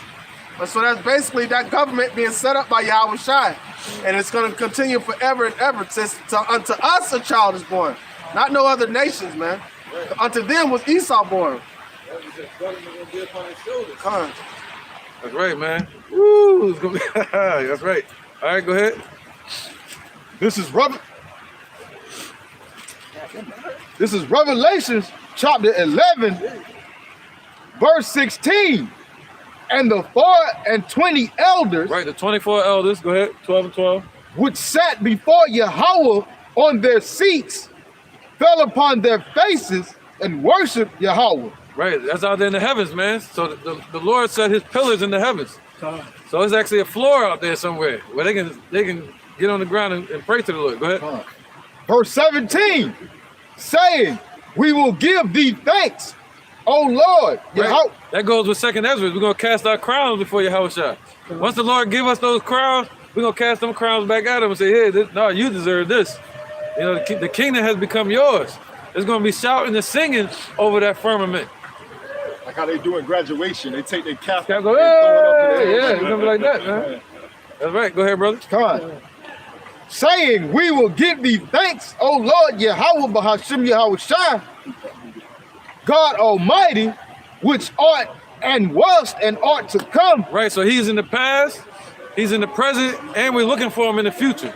All right, that's how powerful our God is. Go ahead. Because thou hast taken to thee thy great power and hast reigned.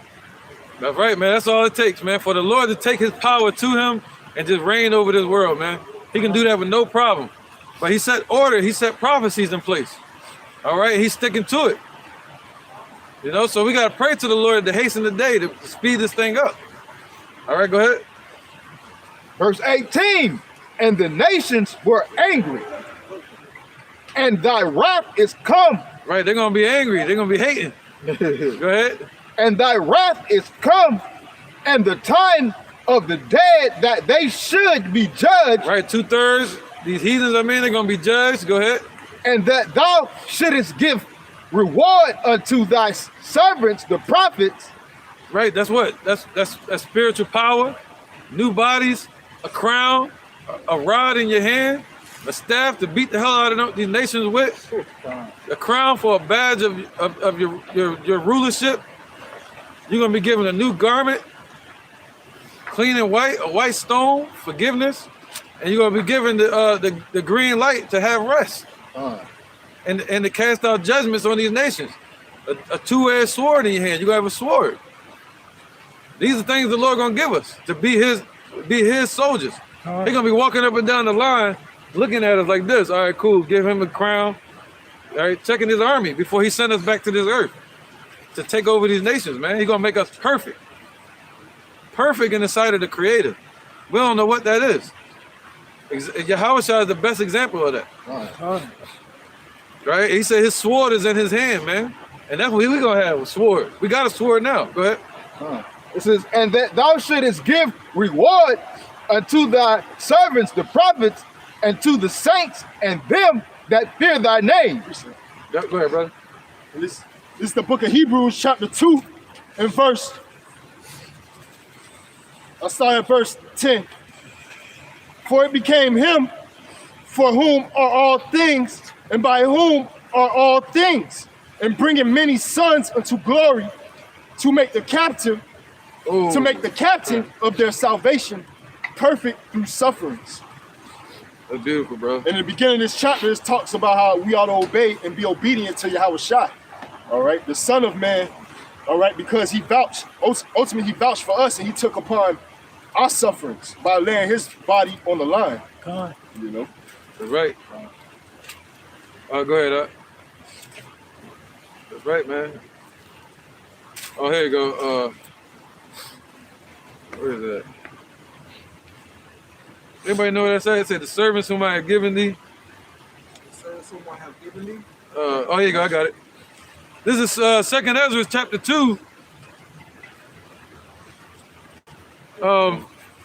And 24. Abide still, O my people, and take thy rest, for thy quietness shall come.